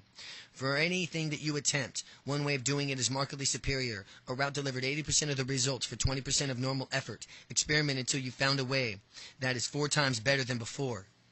Intelligent and lazy. German military chief General von Manstein said, "There are only 4 types of officers. First, there are lazy, stupid ones. Leave them alone. They do no harm. Second, there are hard-working, intelligent ones. They make an excellent staff officer, ensuring that every detail is properly considered. Third, there are hard-working, stupid ones. These people are a menace, and they must be fired at once. They create irrelevant work for everyone. Finally, there are intelligent, lazy ones. They are suited for the highest office." Cultivate lazy intelligence. Do you lack smarts or lack laziness? If you think that you're too smart, and to think this, you have to be quite intelligent after all. Work on a knowledge and expertise in a very narrow area where extraordinary results are available for modest effort. If you are smart but not lazy, work on laziness. To do everything simply because you can. Lower effectiveness. Concentrate on what's really important things and get amazing results. Do only a few things with the greatest benefit. It's amazing how often people dispute this advice. A typical conversation runs like this. Friend: "You must be joking when you say become lazier." Me: "Well, I'm dead serious. I can't focus well enough on 20% if I'm also trying to do everything else. Far better and spend twice as much time on a magic 20%, far less on the rest. Bottom line, 60% more results for 60% less energy." Friend: "You should put 100% energy into the magic 20% and get 4 times more." Fine in theory and in practice eventually, but first slow down, stop essentialing things. There's a limit to how much time we could spend in our magic activities without diluting quality. Force ourselves to do less. Win time to find more vital areas to work on and be more effective to do things and things we do. Friend: "But you don't really believe in being lazy, do you?" There are lazy people like Ronald Reagan who achieved a great deal when he was being focused on the 2 objectives that he had. There were super hard workers like President Carter who had too many objectives and failed phonetically. Still, there is an excellent scientist of artists obsessed in their work who love it and wouldn't tell them to become lazy. I'm not really advocating laziness. It's time to concentrate on what matters. If you don't like the word lazy, try relaxed. Do what you enjoy. Do it calmly, without worries. A hardworking person is often busy on the spot and what's really significant. A lazy person wants to do as little as possible, so concentrates only on the essentials. What's really productive to a lazy person who thinks new thoughts and is focused on making them happen. Thinking is often disturbing, sometimes often frightening, burying ourselves in a trivia of less threatening. For most of us, the only way to create something new and valuable is to slow down, do fewer things, and chill out. If you really love what you're doing, you don't need to be lazy. If you're going through lots of things you don't enjoy, cut them, keeping just the valuable things that you're enjoying. What do super successful people do differently? If we want to be successful, we shouldn't see what is different about stars. I can see 6 common characteristics. The stars are ambitious. No surprise here, yet their ambition is sweet and unforced because the stars love what they do. Ronald Reagan had the time of his life governing the governor of California over the 8 White House years. Top authors adore writing exotic locations, higher flying, vibrant, full life, overflowing quiet pleasures of an infectious exuberance. Research Scrolly Botnick investigated self-made millionaires. He covered the love that they loved their work. Their passion took them to the top. Enjoyment, not effort or education, is the key to success. Hurrah! Picture millions slaving over an educational treadmill, working in a dark satanic tower to pinch mouthpiece bosses, mean-spirited corporations. Could they all be barking up the wrong tree? Is that your rejoice? If that's your rejoice, throw off your chains. Find something that you love doing. And if it's not, rejoice too. The treadmill ain't necessary. Most successful entrepreneurs have the University of Education, usually no further educated at all. Most of them have left school and soon they could. It would be enthusiasm is what made them. It can be to you too. Those winners school graders were poor, but didn't embark from the success. They found something that they loved doing, where they could create something that other people wanted. You could do the same. Is there something that you love doing that you could become your business or your profession? The stars are lopsided. Stars are also well-rounded. They're all rounded, and top people have massive strengths and equally massive downsides. Their weaknesses don't matter. What leads to extraordinary results of concentration on their strengths, honing these Olympian standards. Where you work, the professional firm, department, job is crucial. If 20% of your potential jobs in professional yield 80% of your potential benefits, seek jobs where your lopsided strengths comes to the fore. Balance is mediocrity. The star knows a lot about a little. Have you been to gain a broad experience? Don't focus on all your energy on one area. Become an expert on narrow front. Know 99% about 1% of something. Meet all the experts, see how they work, find the kind of lives that they lead and mimic them. The stars think and communicate clearly. They sell and market themselves concisely. How can you learn this? Do I stand the salesperson? Selling is tough. It invites rejection. It also teaches us how to accept rejection, get on with the different folks, communicate and negotiate effectively. Sell anything. Autos, high fives, computers, advertising, space, magazines, subscriptions, anything at all. For a few months, you'll learn how to sell yourself, an essential life skill. The rest of your life will be so much easier and more successful. The stars evolve in their own success formula. Does your favorite comedian have a unique formula? Is it timing, tone of voice, material used, something else distinctive? Whatever it is, imitable and invaluable. The stars didn't arrive at their formula overnight. Neither did you. Observe many formulae. Adapt to combine them into a venture own experiment. See what delivers more with less. The 80-20 ways to enjoy work and success. The 80-20 ways to enjoy work and success. Step 1. Focus on your 80-20 destination. What do you really want from your work? What does it mean to you? What would be ideal? What are the few things that you care most about? Below are many different things from which you might be important to you about your job. What really matters to me is about my work. Bullet 1. What really matters to me about my work is high pay, a job I enjoy, security, good comfortable conditions, excitement, friends at work, interesting colleagues, makes me think, variety, a decent boss, hours that fit my life and not too long. Freedom to do things in my own way, employer's reputation, prestige of my own job, excellent fringe benefits, prospects for promotions, important work that benefits other people, good training and ability to add on to my skills, an inspiring boss or leader in an organization, flexible hours, work when I like, place where I might meet my life's love. Work that exactly fits into my own abilities. The bottom line bullets are left blank for you to fill anything else that you feel would be important or what really matters to you in your work. Tick all the bullets from which matter to you. Remember the bullets of what matters to you. Now remember the need to focus on less is more. Pick the 1 or 2 or the 3 ideally just for one point that matters the most of your happiness. Your choice points towards the 80-20 destination for work. It can be more specific. I want to be a movie director. I want to be a nurse. I want to be a management consultant, and so on and so the better. What is really strange is that many talented people pursue jobs and careers that do not make them and their families happy, or happy as a different job or career could. Of my good friends, I figured at least half was not chosen as a career the path that they'd make them the happiest. They put up success with money ahead of the enjoyment, fulfillment, and purpose. Most of them have made good money. Did the extra happiness from money and status outweigh the extra happiness from which would derive from more of a fulfilling work? I doubt it. Here's an intriguing fact. Dividing my friends into those who chose the jobs they loved on one hand and those who worked for money and success on the other, it was a former group who have made, on an average, more money. Those who worked for fun and fulfillment rather than money also tended to make more money. Work is more fun than fun. Noel Coward said, now hard evidence backs him up. Psychologist Mihaly Csikszentmihalyi has pioneered research into flow. Those moments peak happiness, when time stands still, when you find yourself doing exactly what you want to be doing, never wanting it to end, rather like a happiness islands discussed earlier. He says, Americans derive much more flow from a work from which is a leisure time. Flow derives from the sense of personal mastery and active achievement. Work is matched to our strengths that leads to our clear and positive results, giving enormous satisfaction. Success is not and should not be seen as desperate process of piling up wealth and conspicuous consumption of material goods in order to impress other people. This is the game from which nobody except perhaps Bill Gates for a limited time can win. A millionaire, conspicuously consumption of a dwarfed by billionaires, setting off never-ending chains of competition and envies that destroys our balance of benevolence and drains our energy, and is far more removed than anyone's authentic needs and desires. In success, as in everything else, and less is more, quality is more valuable than quality. Quality is more valuable than quantity. Giving more is satisfying the consuming. Abundant time triumphs abundance good. Serenity is better than striving.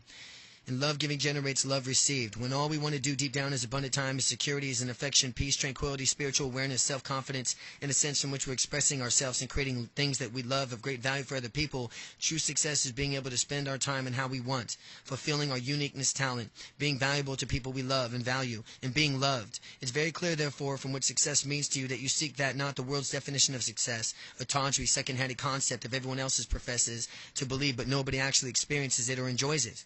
You don't always have to change your job to enjoy it more. Maybe you can simply change the way that you do it. My barber and my tennis coach tell me that their lives ask me about mine. I get free therapy with every haircut and tennis lesson. They enjoy their work more this way. My mother, who used to be a nurse, was just in a hospital for a week. She remarked how much more nurses today chat to their patients and talk to their families, involving them with restoring their patients to health.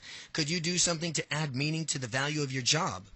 In this idea, we can enjoy work just by a pie in the sky. Not everyone agrees that they can enjoy their work. My friend Bruce complains about his work. He took me to task when I said, "Get a job you like." Get a job you like? As far as I'm concerned, he said, what you say is a pie in the sky. I don't like my job, but at least it's permanent and secure, which is a lot these days. I don't think they understand how tough it is to today's workplace, especially for those of us without qualifications. Haven't you heard about this casualization? All the permanent jobs are being replaced by contracts and casual positions. I'm just hoping to hang out on my job. That's the peak of my ambition. The idea of having a career I love is just a big pipe dream. Well, let's look at it this way, I countered. 100 years ago, work was grim and tedious. Nobody stopped to ask whether they could enjoy it or not, but today's millions, people reveal and revel in their work, and more that they love it, the more successful they are. But why don't you do the same? Finding a job that you enjoy may be hard and take a long time, I added, but it's also, of course, it's always possible to every single person. I know who has already tried to find a job, who has loved to manage it. Eventually, almost nothing you could do. Bruce will affect your happiness for your whole life more than finding a job you like. It's worth using all your effort to an imagination on this. How can you say that How could you say that you can always get a nice job, Bruce said, and unemployment's shooting up and good jobs are like this or like gold dust? Well, I said, that's true. But even the high unemployment, there's always jobs, there's always hope. Why not make a list job of that you know would be suspect you'd enjoy? Spend a lot of time in that. Make a really long list, whether or not you think you could create your own job.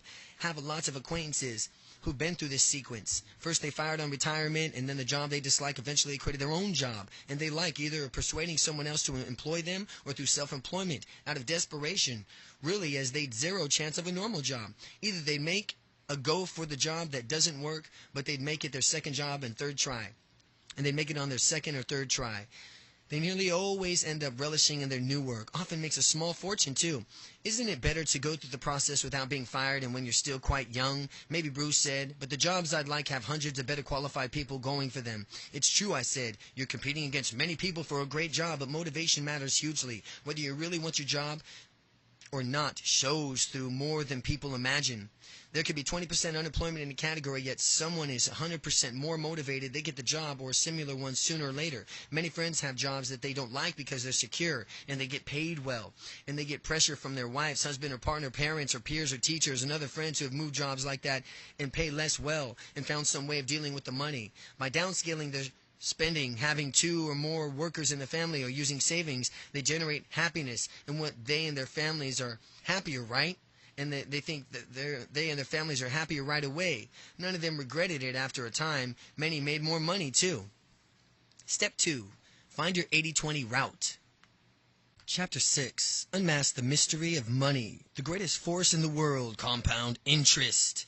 Albert Einstein, a famous financier, advised, spoke to the money management class about a great book, The Richest Man in Babylon by Paul Gleason. There's really one message in this book, the financial guru said, and it's still true today. To have no future financial worries, all you need to do is to save and invest 10% of your income for long-term growth. The lecturer asked the group, who had paid good money to learn how to straighten out their finances, who read the book. About 2/3 of the audience put up their hands. Please keep up your hands for the moment, he said. Now everyone who follows the key message of the book saved the 10% of their income. Please have their hands up, and the rest of you put your hands down. About 100%, 100 of the people that put their hands up, every single one, put their hands down. They'd all understood and agreed with the message, that what mattered to them. Yet none of them had taken the simple action necessary. How come? To some extent, because action is always more difficult than thinking about action. But to a larger extent, because Paul Gleason's book didn't provide an easy method for saving. I'll make you a deal with you. I'll make a deal. I'll make a deal with you, and I'll provide you an easy way out of a money problem, providing you promise to take it, to act on an easy answer. If you're not prepared to take a proposal deal, then skip this chapter, because you won't derive any benefit from reading it. 3 mysteries of money have baffled people for time immemorial. Number 1, bullet. Why do a few people have most money, and most people have very little? Is there a reliable way to make all the money you need? Can money buy happiness? If not, what's the point of it? The good news is that money's mystery can be unmasked. Wilfredo's earth-shattering discovery. Vilfredo's earth-shattering discovery.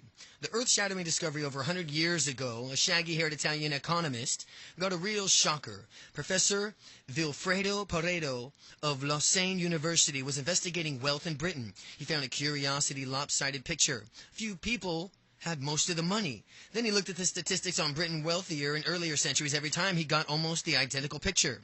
Pareto compared wealth in America, Italy, France, Switzerland, elsewhere. And every country with statistics had the same result.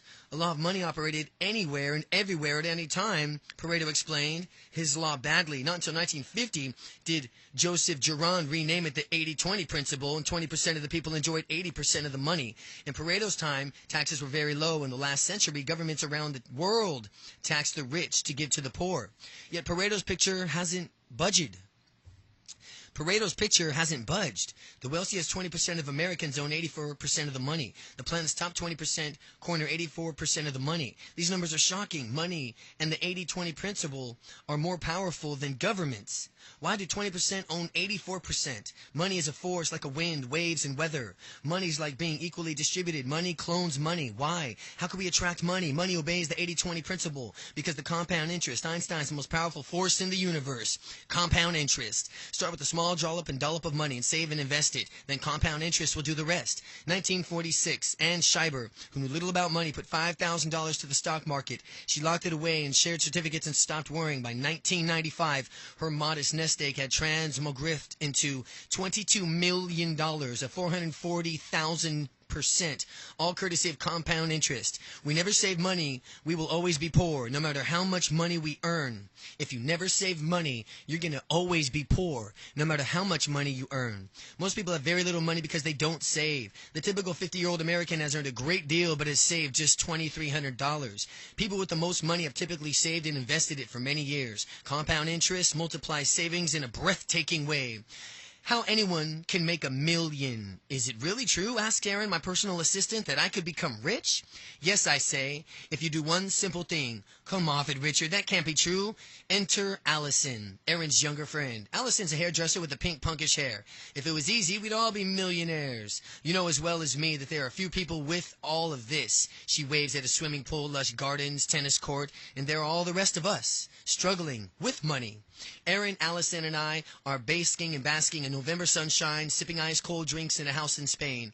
I make the most of my captive audience. You're right, I tell Allison. Most people, even with big jobs and incomes to match, don't have much spare cash. I don't say it's easy to accumulate money. I just say it's possible for everyone.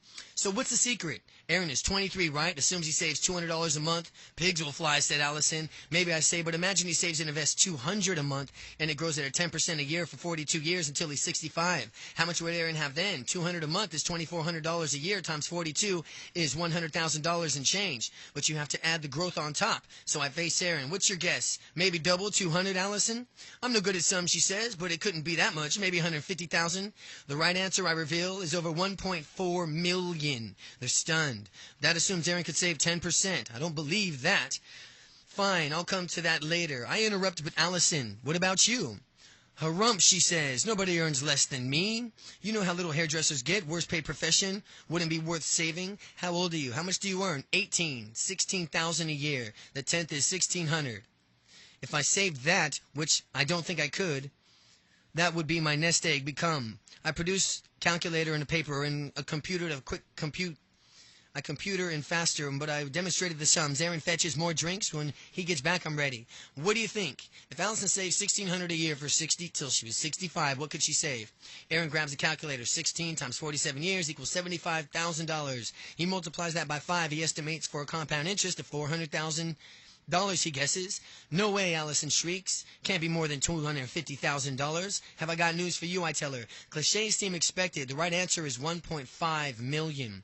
Impossible, she snorts. I earn much less than Aaron, and there's not much difference in our age. Which say could get more him calculator must be glitched. No, I say. It makes sense. The compounding is so powerful. Just in a few extra years makes all the difference. It makes it more important to start saving early than you earn a lot. It's all in the numbers until you say how 10% of our pay, said Allison. Don't see how we can. We almost spend more than we earn. I'll come to that later, I said. And I will. But first, should we care about money? Can money buy happiness? Yes, if you're poor. Money's better than poverty, Woody Allen quipped. Woody Allen quipped, if only for financial reasons, if we were starving or homeless, money can bring a better life. But beyond a certain point, a surprisingly low point, more money doesn't deliver more happiness. A study of tens of thousands of people in the 29 countries' comparative age, lives, satisfaction in each country with an average purchasing power, see figure 9. It showed that in poor countries, purchasing power and life satisfaction are clearly related, yet once countries and a half rich of America, there's absolutely no relationship between money and happiness. Figure 9, life satisfaction and purchasing power in 29 countries. Looking within individual countries bears this out. Very poor Americans are less happy, but otherwise money does not affect happiness. Being one of the 100 richest Americans add only a smidgen to happiness. Or consider the study of 22 lottery jackpot winners who showed initial euphoria. It didn't last. Within a year, the winners were no longer happy than they were before. More evidence, real purchasing power. In the three richest countries, doubled between 1950 and 2000, yet happiness levels didn't raise at all or rise at all. As the countries become wealthier, depression soar, with victims also suffering at the much younger ages. The evidence is overwhelming. Being moderately well off means that you are happier than you are very poor. But once you are well fed and in a clothed house getting wealthier, probably it won't make you any happier. In the 19th century, John Stuart Mill gave an excellent reason for this being true.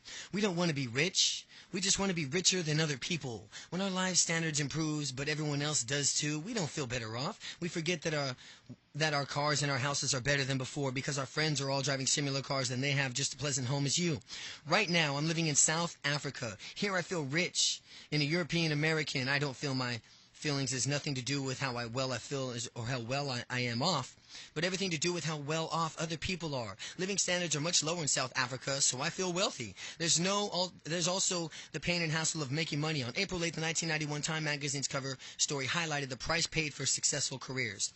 61% of 500 professionals said that earning a living today requires so much effort that it's difficult to find any time to enjoy life. 38% that they were cutting back to sleep to earn more money. 69% they'd had to slow down to live more relaxed lives, and 19% wanted a more exciting, faster-paced life. 56% wanted to find more time for personal interests and hobbies. 89% said it was more important to them to spend more time with their families or something that their careers made difficult. How are you doing now? How many of us fled that rat race? Nah, we're still chasing more money than more and more time. The average working American now works 2,000 hours a year. That's 2 weeks more than in 1980, and the average middle income couple with children now in 39,018 hours between them. 7 weeks just before 10 years ago. More money can be a trap, leading for more spending, more commitment, more worry, more complexity, more time administering money, more desires, more time at work, less choice from which we spend our time, and degradation of our independence and life's energy. Our lifestyle locks into a work style. How many houses or cars do we need to compensate for the heart attacks or depression? More with less. More life energy with less money. Joe Dominguez and Vicki Robin make a wonderful breakthrough in thinking about money and life satisfaction in their bestseller, Your Money and Your Life. The key insight that money is something that we trade for life energy for. In earning money, we sell our time, which in really is life energy, and the effort to make a living consumes our life. The understanding of how much life is in demand being consumed by our work. We overestimate what we are getting in return. That's a bad bargain, as Dominguez and Robin point out. Are you working for less than you're worth and bringing home less money than you need? Are you earning far more than you need for fulfillment? What is your purpose of that extra money? And if it serves no purpose, would you want to work less and have more time to do what matters to you? If you work less and have more time to do what matters to you, if it does not serve your purpose to you, is it so clear and so connected with your values that it brings you joy to your hours at work? If not, it needs to change. When you break the link between work and money, you give yourself an opportunity to discover what true work is, and it may be totally unrelated to you from what you're currently doing for money. The 80-20 way offers more life energy for less effort. Bullet 1. Through saving and accumulating money, we avoid trading life energy for money. Enough investment income, we can stop depleting our life's energy throughout unfulfilling work and choose our work by our hours. By doing what is important to us, from which we enjoy, we multiply our life's energy. We might decide to use savings to subscribe an ideal life work style, maybe work 6 months a year and then travel around the world, or do whatever it takes to undertake a project for our family, or work 3 days a week and routinely enjoy long weekends. We might take a pay cut and work where we want, or become our own boss. Instead of money ruling our lives, making work successful and miserable, we can use money to regain control of our lives. We can deploy energy from where we most are carefree, creative, and content. Use time and money intelligently. Make less go further. The quality and value of time soars once we Control them. Success can be self-defeating. We sacrifice our independence and time to make money, believing that more money will make us happier, and it doesn't. All we do is squander off our life and energy at a higher level of affluence. The 80-20 way breaks the law game. However much or little we earn or save and invest and multiply money, we are less conceived about our careers than we are enjoying our work. When we built up the substantial savings, they feed our independence. We spend our life as things in which we care most about. The 80-20 way to benefit from money is number one, step one, focus on your 80-20 destination. Writing down your ideal destination works wonders. Of Yale's 1953 graduation class, only 3% set written financial goals similar to the 80-20 destination. 20 years later, research discoveries found that these 3% had more money than all the 97%. Write down your 80-20 destination and is it as it is. Write it down, your destination today. Is it to be free of money worries, to be able to afford to do the work you want, to live your life that you want, to have enough to be able to buy a home, to give up needing 2 paychecks to live, to be financially independent at a certain age, be able well off and live off an investment income without needing to work for money, to become a millionaire, some other objectives. Is your 80-20 destination extremely important to you, and why? Money is the means, not an end. Money is for freedom, not slavery, for security, not worry. Unless money is used to give you greater freedom and happiness, accumulating money is a burden. Be specific. You want to be free of money worries? Fine. But what does this mean? Enough to live on no income for 6 months, 2 years, having a particular sum of money in the bank? You'd greatly prefer another job that pays less. Fine. What job? What does it pay? How would your monthly expenses be? The good news is that they might be much lower, perhaps because of the less expensive work clothes, lower commuting costs, and be able to live in a less expensive area. Helen and James are lawyers in their late 20s. They met at work, fell in love, and got married. They work for a high-powered law firm at Bully Break and Dismay, and moving up in the ranks. The only problem is that they hate the work and the firm. The 80-20 destination for Helen and James is to leave the firm and start a family. Helen will retire. James will want to work for a legal advice charity. Even though it pays much less, how are they going to get there? Step 2. Find the 80-20 route. Because of the compound interest, money becomes concentrated in a few hands, and there is a therefore one, the only one, infallible 80-20 route. Enough money to save and invest is the easiest way possible. There are many difficult ways to save. Budget is one. Budgeting doesn't work because unexpected expenses may always blow off your course. Happily, there's an easy 80-20 route to savings. Aaron tells the secret of easy savings. I like the idea of making some money, Aaron tells Ellison, not to become a millionaire, but to have a deposit to buy a home of my own. That's the 80-20 destination, Richard calls it. It's where I want to go. But then I thought, how can I possibly save? Mom, I can never save. Neither could I. Last year, Richard told me to save. I really tried, but the end of the month was still nothing left. So how could I save? And Richard said, well, there's an answer to that, too. Save first, he said. Pay yourself first. That means save 10% to your pay before you spend any. That saves automatically. The savings go straight to your special savings account on payday. You could spend it, or it's gone already. But the difference is the same. But it's the same difference, he said. You don't have a monthly start in the month. I'll run out faster. By month, I'll be starving. But Richard said, no, it's not the same, you'll see. He was right. I really don't miss the money. I just must stretch it longer. Because there was less to start with in my pocket. I couldn't believe it before I was convinced I couldn't save. Now I managed in the last 12 months to carry on over forever.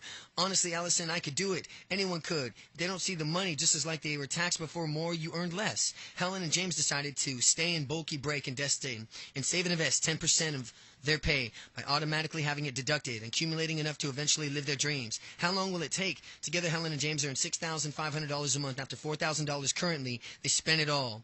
They have no savings. They calculated if they moved into a cheaper area near James' legal charity, they would live on $2,500 a month.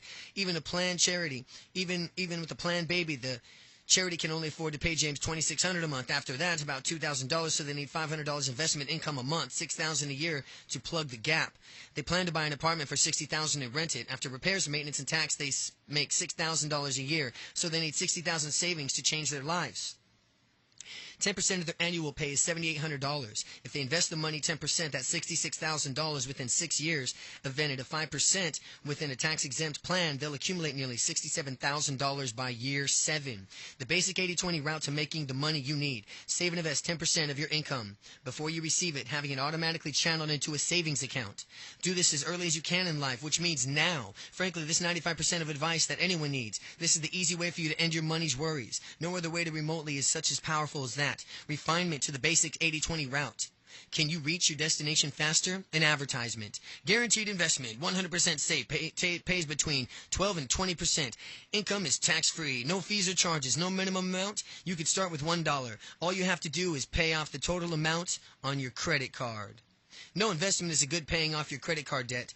The next best investment is to retire, or to retire all of your debt. Start with the most expensive, even in the mortgage. Property bonds, interest rates are now very low. It's almost impossible to find an investment as attractive as paying off your mortgage when you have the savings to do so. Cut up your credit cards. Be spound and spendless. Need a card? Get a debit card so you can only spend what you have in the bank. Be more selective in buying things. Only spend money on the items from which really make you happy. Spend less than 20%. It gives you 80% of pleasure and less on the rest. Ask yourself, do I really enjoy this item I'm spending my money on? Is it really 20% of the items giving me 80% of the satisfaction I'm spending? If not, cut it out.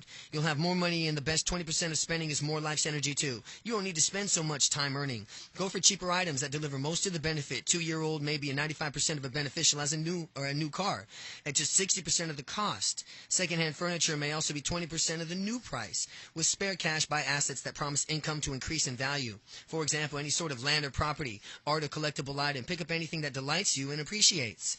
Save half of any pay raise. Increase your automatical saving before it hits your bank account. Spring clean each year. Get rid of the clutter. Give away small items and sell the valuable ones and invest the proceeds. Draw a wall chart for your monthly income and expenses. It'll encourage you to cut expenses and augment income. See Figure 10 overlay for an example. Prepare a wall chart for your monthly income, expenses, and investment income. With a projection of income, you will meet your monthly expenses. This is Financial Independence Day. You're no longer dependent on your job for a living. Figure 11 overleaf is an illustration. Cut one item of spending. Give money away. Not only as you like to give to a great pleasure, but also mysteriously, it often increases your income. Cut one item of spending and give the money away. Not only is this likely to give you a greater pleasure, but also mysteriously, it often increases your income. Figure 10, Elizabeth's wall chart of monthly income and expenses. Her money on the left going bottom to the top, money per month, and then to the bottom left to right is the time. Cover your expenses and your income, and make sure that at the end of the month you have more income than your expenses. Figure 11, Donna's financial independence wall chart. On the top, from the left, from the bottom to the top, it's money per month. And then at the bottom left to right, it's your time.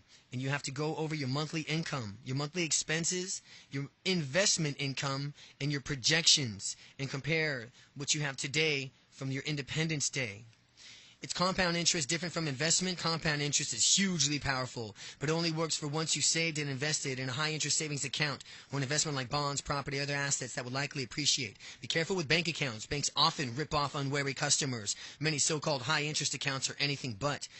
What rate or investment return is realistic? My example assumes 5 or 10% annually. Investment returns to the words of caution. However, first, you must try to avoid tax. Most countries have special tax-free accounts for small savers and investors, but the most be careful to put your investments in these accounts. Second, we're at a time when inflation and interest rates may be places are over the last 50-year lows. This makes it necessary to shop around. Even if you got a 5% return, the highest bank accounts may pay only 3 to 4%. Other forms of low-risk investments may be necessary. Where should you invest? The basic objective is to make at least 5% long-term annual at minimum risks. First, pay off all your debt. Invest in a risk-free savings account if they pay interest at a 5% or greater. It may be able to invest in bonds, government, or company debts, or company debt that yields pay interest more than 5%. Long-term direct investment is suitable property. Maybe at your home is attractive. Long-run property prices, really the price of a land beneath the property, have risen above 8% a year. The supply of land is fixed, yet demand tends to rise, driven to demand for larger houses, second houses, falling number of people per household. Where population and wealth are increasing, for example, most attractive in warm parts of the United States or Southern Europe are expanding cities anywhere. Land is a good long-term bet. Be chary of stock market. It may fall and fall, but if you have enough money to invest, consider a market-neutral hedge fund. One not affected by general stock market fluctuations. Hedge funds may be lower risk and more attractive than traditional mutual funds, which depends on rising stock markets. Mutual funds depend on rising stock markets. Market-neutral hedge funds are not affected by the market fluctuations. Shun anything. Shares, properties are the best hot trend with a recent sharp appreciation. Bubbles burst. Wait until prices fall and then stabilize. Never buy in a market that is rising or falling. In a short term, stick a safe investment even if you can only get 5%. Should you start in your own business? Most millionaires become rich by starting a venture. Be aware. Be aware only in the 20 new businesses succeed. Only 20 new businesses succeed out of 100. Probably 99% of payoffs come from 1% of the new ventures. Will you really be lucky in the 1%? Only invest in a new venture from which always has a savings fallback on. Don't risk losing everything, and if you won't sleep at night, don't invest. Become mega rich probably won't make you happy anyway. It's a very bad gamble. If you're passionate about starting your own business, wait until you have the cash to afford to lose, or go into a low-risk venture that requires little capital. For example, a stall in the neighborhood market, a service business like mowing lawns or cleaning cars, or delivery service using your own car. Step 3. Take the 80-20 action now. You're at the crossroads. You can go ahead and instruct your bank to deduct 10% of your monthly income and put into your savings account. You could then look forward towards life without money worries to your 80-20 destination. Or you can do nothing. Go ahead and do it now. It takes 5 minutes to arrange the benefit for the rest of your life. Will be enormous. Make friends with money, boost your life's energy immeasurably. Imagine you freed yourself from money worries, perhaps even an accumulated small fortune. How is it going to make you happier? How far will your newfound riches deepen the improve of your friendships and relationships between which you're about to see? Add the most joy in life. Money and material preoccupations pale into the background from which we create an experience, the bonds of true love and affection. Chapter 7. Relationships, the 80-20 way. Each person kills the thing they love throughout the modern world. Money and work both count above. Loved ones who come in third. Modern parody of Oscar Wilde. The project was going brilliantly from absolutely nothing. Developer had created paradise on earth. Cornucopia, a lush garden, flowering streams, palm trees, trees of every imaginable fruit, exotic birds, dogs, cats, horses, donkeys, even a troop of tame monkeys. Multicolored mountains framed the garden. In this distance, Adam could glimpse a blue sea. After taking possession, he meandered through the grounds, greeting the animals, giving them names, tasting the fruit, alternating between warm sunshine and the shades of trees. For the first time in his life, he felt totally secure, relaxed, and happy. He had made it. The developer popped round of a cup of coffee the next morning. "Do you like it?" he asked. "Yes," Adam said. "It's fabulous. You really have done a fantastic job. The villa and the courtyard are perfect. The gardens are gorgeous, yet I have the feeling that something's missing. Can't quite put my finger on it, though." "Ah," said the developer. "I was thinking about it last night. You're absolutely correct. And I can put it right." "What did you have in mind?" Adam asked. "How about," the developer said, "someone to love?" Or the 21st century version. The Lord God had planted a Garden of Eden, and there he put a man, had formed a river watering gardens, flower of Eden. The Lord God had put a man in the garden to take care of it. And the Lord God said, "You will rule over the fish and the birds and every living creature, and be responsible for looking over after all of them. For the benefit you may eat them, and you may eat them, provided that they continue to grow and multiply." God saw all that he had made was very good, and the man agreed. The next day the Lord God said to the man, "It is not good for you to be alone. I will make a woman so that you can love her, have a family, and enjoy living together and raising children."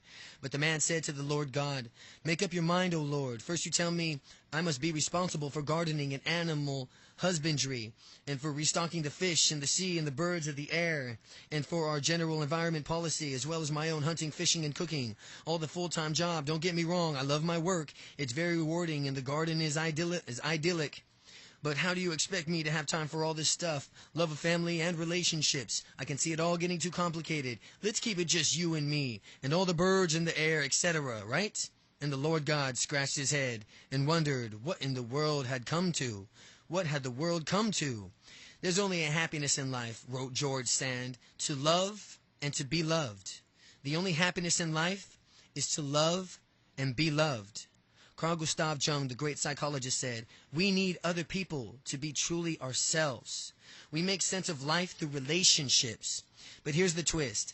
Modern life is making it more and more difficult to find, nurture, and sustain love in relationships. Perhaps without realizing it, certain without resisting it, the most of us are opting to a higher quantity of lower quality relationships. We have more relationships but mean less, and our romantic relationships, if ever, are more endangered and elusive.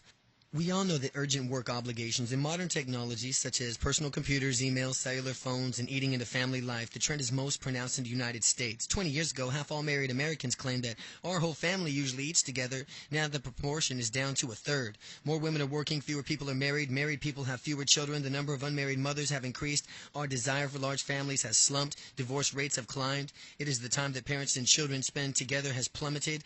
The trends reflect increased economic pressures and An insidious prevalence of monetary concerns, like all other fixed cost families and numbers of children in them, are being downsized. Following the business trends, more and more families are outsourcing more and more activities: babysitting, child minding, food preparation, cooking, cleaning, gardening, organizing kids, birthday parties, care of the sick, of the elderly, from which were previous knit into the fabric of family relationships. Now they're outsourcing someone to take care of all of that. More families need workers to sustain their living standards. For those in the fast lane, work both partners are more demanding and difficult to square the traditional family responsibilities. Bob and Jane.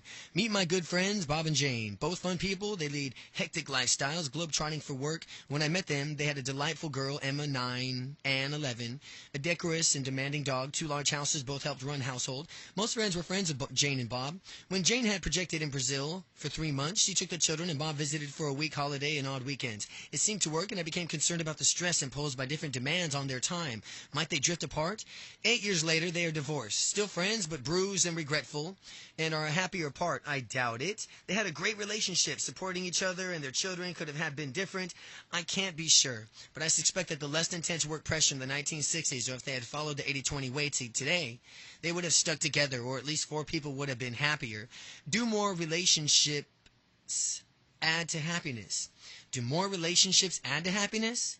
Carnegie Mellon University researched studies of 169 selected local people for 2 years, tracking their use of the internet and its effect on happiness and relationships. Sponsored by computers and software companies, the researchers were confident that the greater variety of richness and relationships established over the web could and would decrease social isolation and increase well-being. Both sponsors of the research were startled and discerted about one result. The most internet relationships were established and more time spent on the web, the more lonely and depressed people tended to become. True email and chat rooms increased the quantity of relationships, but these were shallow, and the time they spent on them distracted from more important relationships with family and friends and intensive face-to-face contact with people. Turns out to be essential for security and happiness. Less is more. The trend towards more but less rich relationships is more acute for apparent winners today. Money rich but time poor, and great believers in the market, but buy relationships there. Money rich, but time poor, and great believers in the market, but buy relationships there. I don't mean that they use prostitutes, although it's remarkable in many of these acquaintances who suddenly become rich immediately suffer marital difficulties. Not entirely unrelated to the strings of affairs. With more money, they want more relationships, not realizing that more is less. What I mean to do is that the winners contract relationships with a bewildering array of professional services, purveyors, personal trainers, personal assistants, personal coaches, pedicurists, shrinks, massage therapists, food consultants, hypnotists, aromatherapists, tennis coaches, communications advisors, spiritual guides, and God knows who else. Be good to yourself, they say. The marketing pattern working between 1990 and 2000, for example, the number of personal trainers in the United States doubled to over 100,000 when it was managing consultants. Many firms believe very much of the personal relationship with the chief executive officer has prospered accordingly.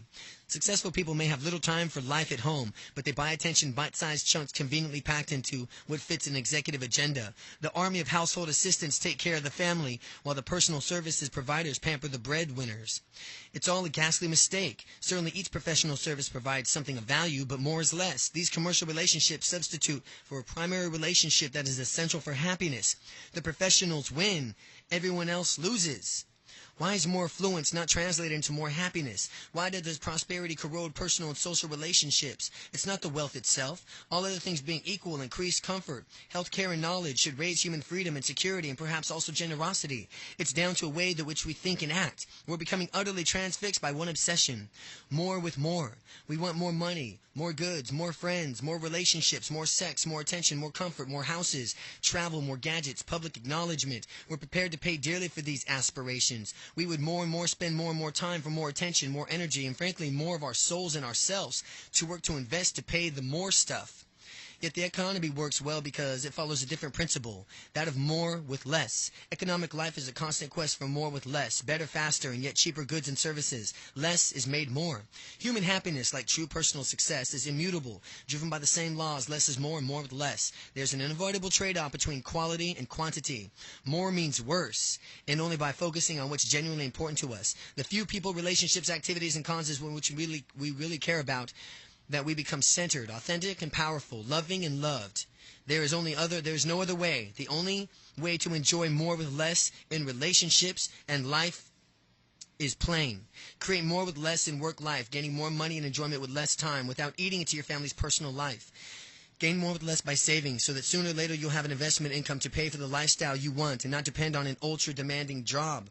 Focus on less is more, which is important for your happiness, satisfying work, and a sense of personal purpose. And above all, few high-quality relationships which require and will amplify and amply repay unstinting time and emotional commitment. Quality versus quantity. Almost certainly, 80% of the satisfaction from relationships flows from 20% of few of the relationships. Good news. We can focus attention on a few key relationships. We don't have to worry about the unimportant relationships. Action to high happiness. Put most time, energy, and attention, creativity, and imagination into few most important relationships. Ask what proportion of which effort goes into the most important relationships. The few that deliver most of your satisfaction. Probably these 20% of key relationships take more than 20% of an energy to devote to the relationships. How much more? 40%, 60%, unless you're devoting at least 80% of your relationship energy to the 20% of your key relationships, you can increase your happiness by doing so. Good news. Satisfaction can soar even within increasing your total amount of relationship energy. Simply by focusing energy on key relationships, action to hike happiness, redirect energy so that at least 80% of the relationship energy goes into a few key relationships. Why do telephone companies everywhere around the globe give us 7-digit phone numbers? Because we can remember a sequence of 7 numbers, but not 8 or 9. We can only care deeply about a few people. Unless we limit the number of people who are central to our lives, nobody will be cared about. The ultimate trade-off between quantity and quality comes from one relationship that can be central to our happiness. With your heart, you have your energy of relationships. And how you fill your heart, you have top relationships or other relationships. You want to take your heart from being filled mostly of other relationships, and the percentage from top relationships needs to grow. Energy to relationships, happiness to relationships, energy to relationships, happiness to relationships. So today you need to change from your energy in other relationships and put the energy into the top relationships so that tomorrow all of your energy will be in your top relationships. Someone to love. Figure 11, moving energy into key relationships. Someone to love is a recent study by psychologists Diner and Seligman found that, with only one exception, everyone in their top 10% of extremely happy people was in a romantic relationship. Another revealed the fact that 40% of married Americans say that they are extremely happy, while only 20% of Americans who have not yet married claim the same. Finding the right partner is a ticket to happiness for many people. Yet at the time, effort and intelligence that we don't devote finding a mate is often very limited. Harvard professor George Zips showed that 70% of the marriages he studied in Philadelphia in 1931 were between people who had lived within a few blocks of each other. Within 30% of the area that they've studied, the whole of Philadelphia was too big of a place for most residents to trawl for love. As for looking out of town, forget it. Most romances still spring from a local neighborhood, a small circle of friends, or colleagues at work. Many people follow the bus stop approach to love. They take the first lover who comes along. They fall in love with love. The first of all the things is love is at first sight usually doesn't work. Love at first sight doesn't usually work. Commitment to a life partner based on large sexual attraction and performance in bed is a poor bet as well. Sex is wonderful, but sooner or later that appeal will fall, and that appeal will pall. A long-term relationship needs more. True love, mutual admiration for each other, and excitement can move mountains to make even the most unlikely relationships work.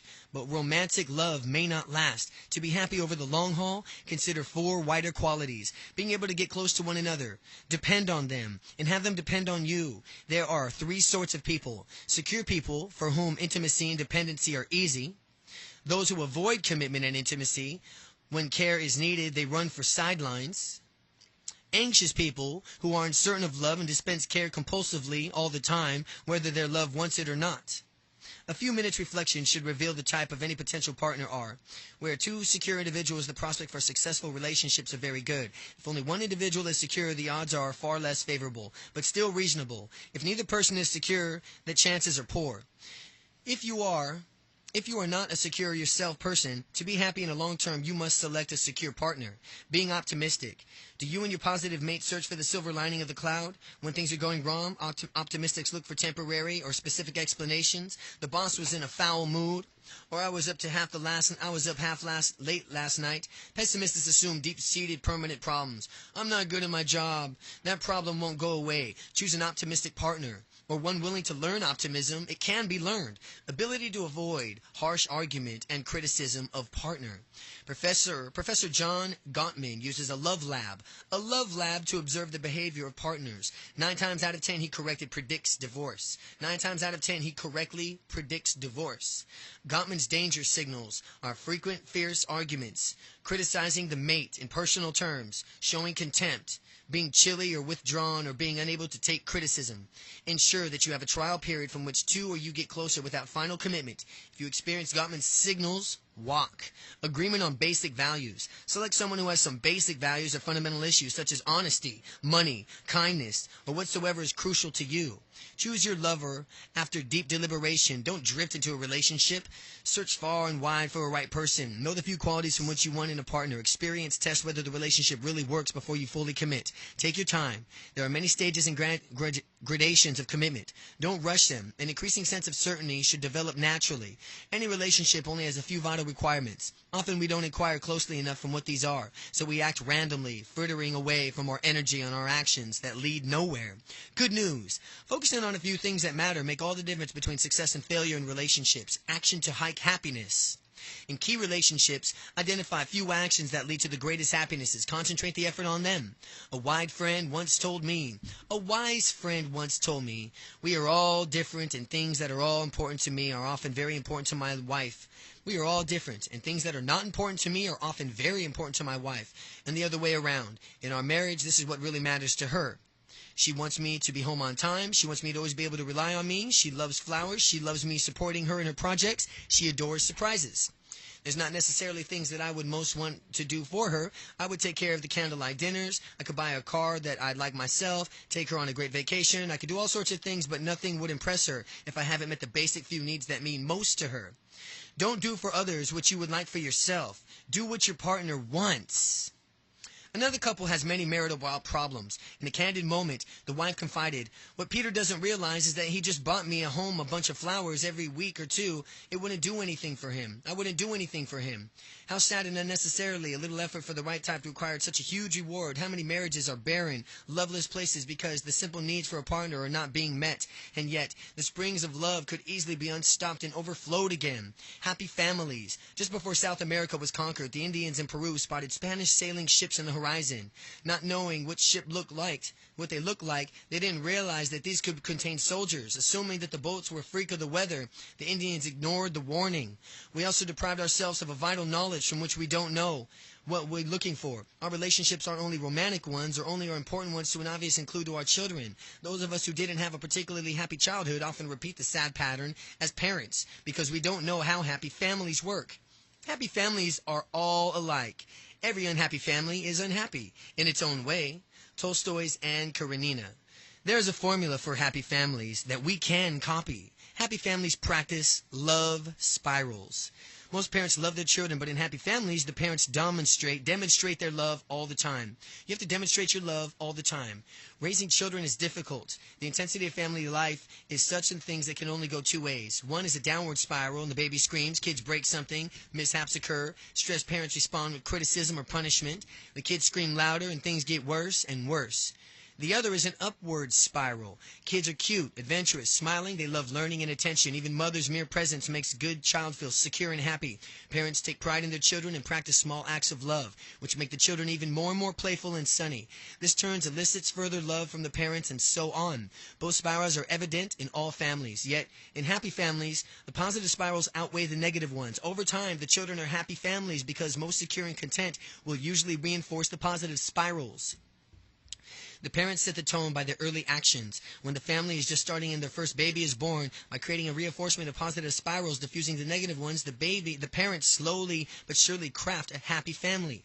The return on early acts of the parental love is enormous. For relatively a small little effort, there's a massive benefit for the child and the whole family.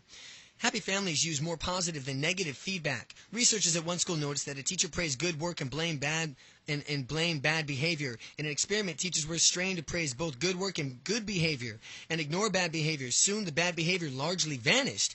At home, too, praise is more effective than blame. Creating upward spirals, the 80-20 way exalts praise. Praise is easy, and the return is over a lifetime of a child is immense. Praise to a child's development is water is to a plant. The tiniest encouragement leads massive flowering. Capable, well-intentioned child will have terrific positive impact on other people throughout life. A little praise for a child today has enormous lasting benefits. Try counting the number of times in which your spouse says yes or no to your children. Make a conscious effort to say yes more and no less. Count again a week later. See the differences it makes. Happy families have parents who are always available and generous with their time. Close bonding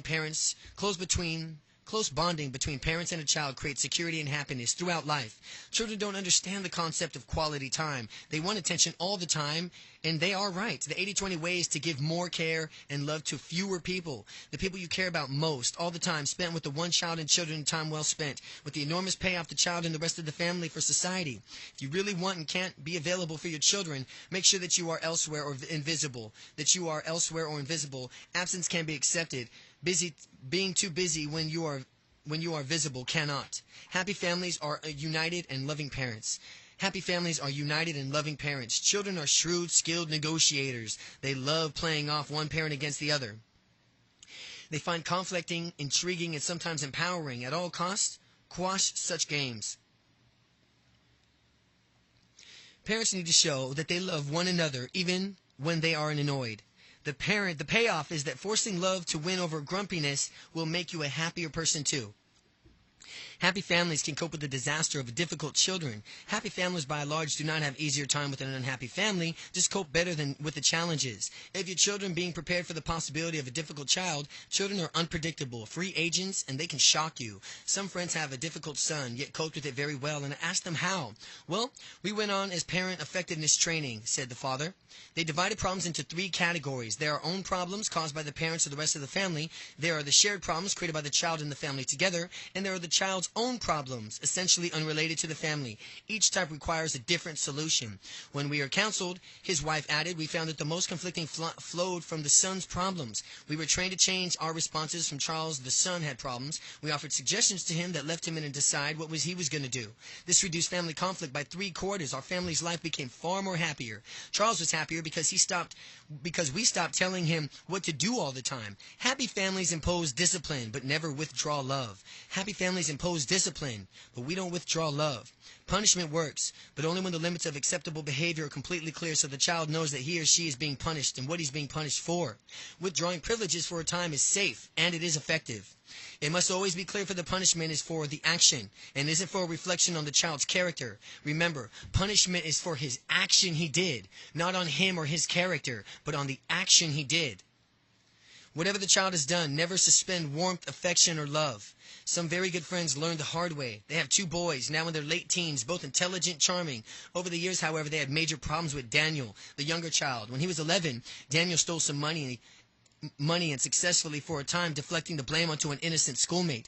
Daniel's mother, feeling the radical action was necessary, withdrew her affection from Daniel for a month. She refused to talk to him without having anything to do with him. Her action proved disastrous. When she realized her mistake, she tried to make up for it to very close love, attention, and constructive action over the next 5 years. But Daniel, therefore, the whole family continued to have significant problems, partly caused the withdrawal of the love. Never withdraw the love for any difficult time. Punishment is not the only, nor usually the best, way of imposing discipline, but when facing a crying, pouting, and demanding child, it's tempting to punish or give the way the kid's demands for the sake of peace. Instead, however, the child can be told that whining won't work, but a smiley face might do the trick. If from the age of 4 you reward smiley faces more than screams and pouts, guess what your child will tend to go for? Happy families share bedtime stories and best moments. The 10 to 20 minutes before a child falls asleep are the most priceless and influential. Reading a suitable story demonstrates the love and sends a child off to sleep with the store of a dreaming material. One friend's kids love their bedtime stories because dad makes up stories that include them as the key characters. You can work all the stories in advance and make an imaginative friend for your ideas. Another great idea is to ask your children, what do you like doing? What do you like doing today? If they remember all the good things, they will go to sleep in the peaceful and satisfied frame of mind. Some psychologists believe that the practice helps the innocent child again helps the inoculate children against depression by helping them remind themselves of the highlights throughout their day before they go to sleep. Given the value of this time, both the children directly and cementarily your bond with them. Make this a daily habit. Have your children go over the highlights of the day. The effort is small, but the rewards are enormous. Friends. Aside from family whose death will leave you desolated, count those people who are your key friends, the 20% who can contribute 80% of the meaning and value to you. Most people come up with 10 or fewer names, although they usually know hundreds or 200 people. My address book lists 207 friends, which only 18 of these are truly significant to me. These friends are less than 9% of the total, yet you give me 90% of my friendship pleasure. Which and how much time you spend with your key friends and with other friends, you may be surprised. You're more likely to spend more time with your neighbor than whom you are moderately than you thought is your best friend. If they're in a distant town, you'd probably be happier on the other way around. Try to live near your best friends. In any case, see them frequently. The 80-20 way to a greater love. Step 1. Focus on the 80-20 destination. As your question in opposite sex, ask you the answer the questions. As you answer the questions of opposite, remember less is more. Be more selective and focus on the depth that truly matters to you in your life. My 80-20 destination for a greater love. Number 1, do I want and need to find a lover? Number 2, do I want to make a specific person my lover? Number 3, do I need to do things differently to be sure of keeping my lover? 4, do I want a happy family? Am I ready for commitment and actions needed to raise happy children? Number 5, do I want to see my best friends more often? Step 2. Find the 80-20 route. How can you obtain more with less? Deeper commitment and love with less angst and striving. My 80-20 route to greater love. Number 1. If I don't have a love from whom I'm fully committed, what type of person do I want to love for a long haul? I want to love for the long haul. Do I want a secure person? Do I want an optimistic person? Do I want someone who can avoid harsh personal criticism and frequent arguments? Do I want someone who agrees with my basic values? What are these? Number 2, do I know anyone I might want as my lover? Are they secure? Are they optimistic? Are they able to avoid harsh criticism and arguments? Do they share my basic values? Number 3, where am I most likely to find the right lover? What actions could I take to meet him or her? Which actions would give me the best result for any energy from which I'd enjoy most? Number 4, do I know the few things that keep my lover happy? Try asking. What are the few actions I need to take every day or every week to deliver on my lover's key needs? Number 5, can I raise a happy family? Can I practice love spirals? Can I give much more positive than negative feedback? Can I be able for my children and generous with my time? Can I be able and available for my children and generous with my time? Are my partner and I united and loving? Could I cope with disaster or difficult children and keep being loving? Can I impose standards but never withdraw love? Do I spend the last 15 minutes of each child's day with them?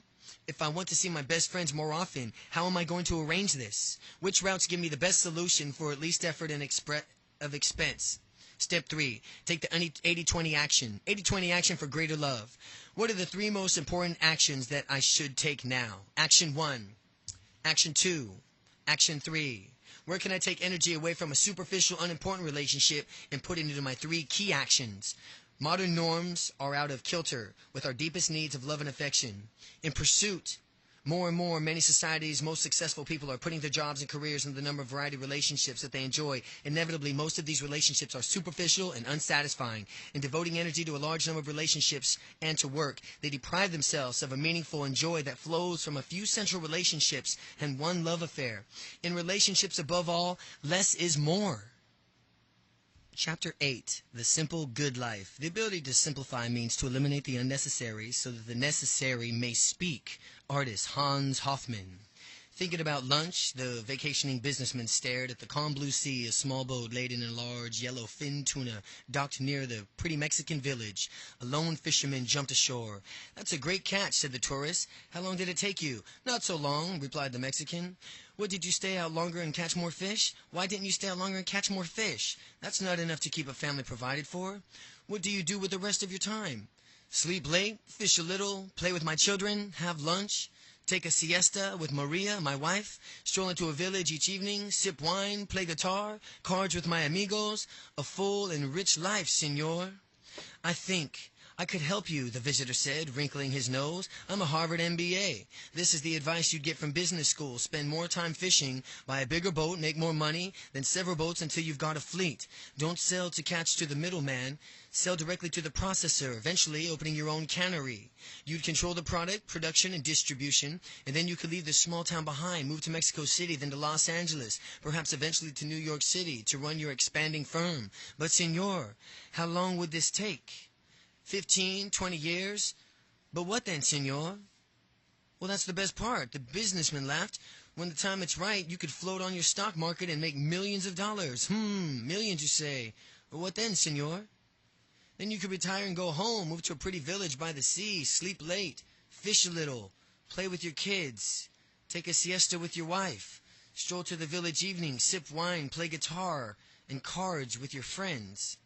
What is the good life? 3 centuries before Christ, Greek philosophers debated that much made of the good life. Perhaps the most convincing view came from Epicurus, who took his own advice and lived very happily. "I don't know how I could imagine the good life," he said. "If I take away the pleasures of taste, if I take away sexual pleasure, the pleasures of hearing, of sweet emotions caused by seeing beautiful forms." Epicurus said that all we need for happiness is, bullet point 1, food, shelter, and clothes, friends, freedom, and your thoughts. To live one's entire life in happiness, he said, the greatest is far by possession of friendships, handful of true friends. He took to a house outside Athens and moved to his 7 friends. Never eat alone, he advised. Eating with friends is much better. Epicurus' circle valued freedom, to avoid unpleasant work that formed a commune. They grew cabbages, onions, and artichokes, and relished their independence. They exchanged ideas and wrote books. Life was simple, far from lavish, but fully satisfying. Luxurious foods and drinks, Epicurus said, do not produce freedom from harm or of healthy condition. We must regard wealth beyond this as natural, as no more use than water to a container that is full to overflowing. Epicurus and his friends believed that less is more. Contrast with this in the modern more with more compulsion. A recent survey of AOL subscribers asked how much more money they would need for them to be free of worrying about money. It turned out that those with incomes over 100,000 thought that they needed far more money than those with incomes under 40,000. The higher earners were 5 times more likely to say they needed at least another 90,000 annual income.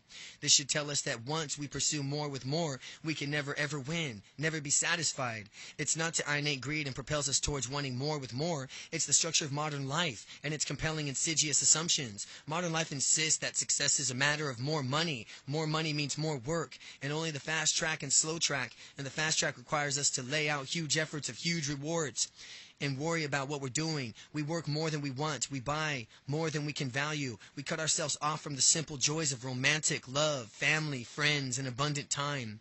But what if we really possible to get more with less? Then we can experience the marvelous part of modern life, the challenge of exciting work and discovery of our talents, material plenty, while also relishing control of our time and rich personal relationships. We share the circle of focusing on our high-value activities, those of high value to other people and to ourselves, and cutting out the trivial ones. We simplify, we purify, we intensify, we relax all at once.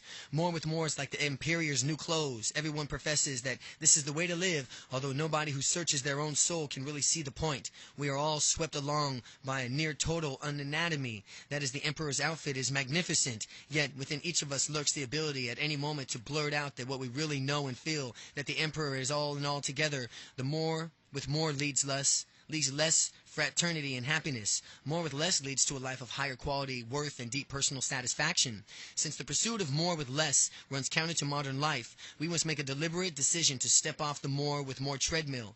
Why does this seem so difficult? There are perhaps 3 reasons. Our desires are infinite and contradictory. We are restless, ambitious, and conditioned to think that more is better. We're constantly training and conditioned to think that more is better.